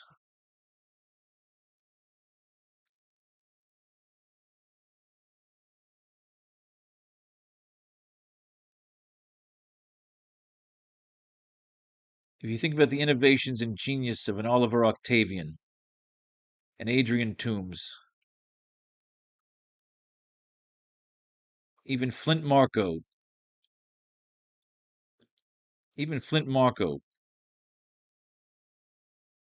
with his powers of strength and transformation,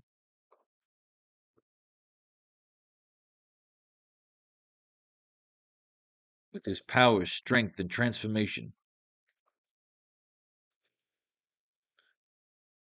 even Flint Marco. The worst part of this moment isn't even the impending doom. It's the cold realization of all this wasted talent. If you think about the innovations and genius of an Oliver Octavian, an Adrian Toombs, even Flint Marco with his powers, strength, and transformation,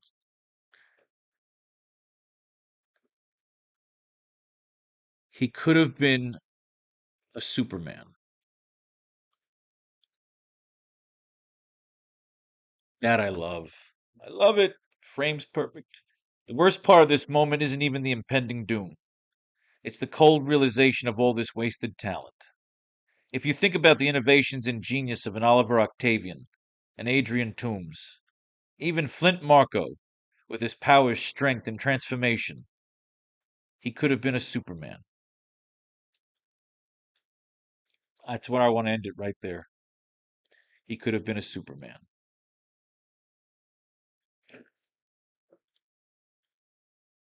He could have been Superman. A Superman? He could have been the Superman. The Superman. The Batman. He could have been a Superman. Not A. He could have been Superman.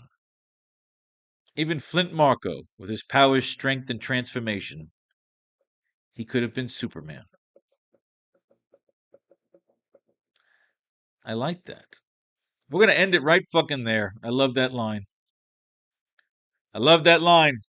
All right, next class, we gotta close it out. Take out the Red Skull. I don't think we're gonna kill him, but we are gonna send him to his fucking doom. You know, I'm not gonna kill you.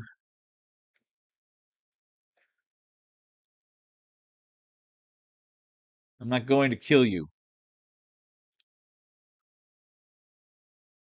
I'm just sending you home. I'm not going to kill you. I'm just sending you home. I like that. So we'll play with that the next class. Let's finish this fucking piece of shit issue. Because I fucking hate Spectacular Spider-Man. I have such little love for this fucking story that even when the story is over, yay, Mary Jane, Aunt May's still alive. Mary Jane's coming to visit. Good for her. He's got a fever. Go home. Go fucking play with your rod. Who's this fucking prick? Is this Michael Morbius? Yeah, Michael Morbius can fly. Everybody can fly. Where's the vampire? If I ever did a Captain America versus vampire movie, you know shit fucking well in hell. Oh, hello. April May's medication. My rent textbook. Aunt May's medication. April May. See, that's how much I hate this fucking story. I'm not even noticing the women they're trying to bring in because none of them have any fucking substance. And yeah, he's back to teaching again. He's actually teaching. He's actually doing his fucking job.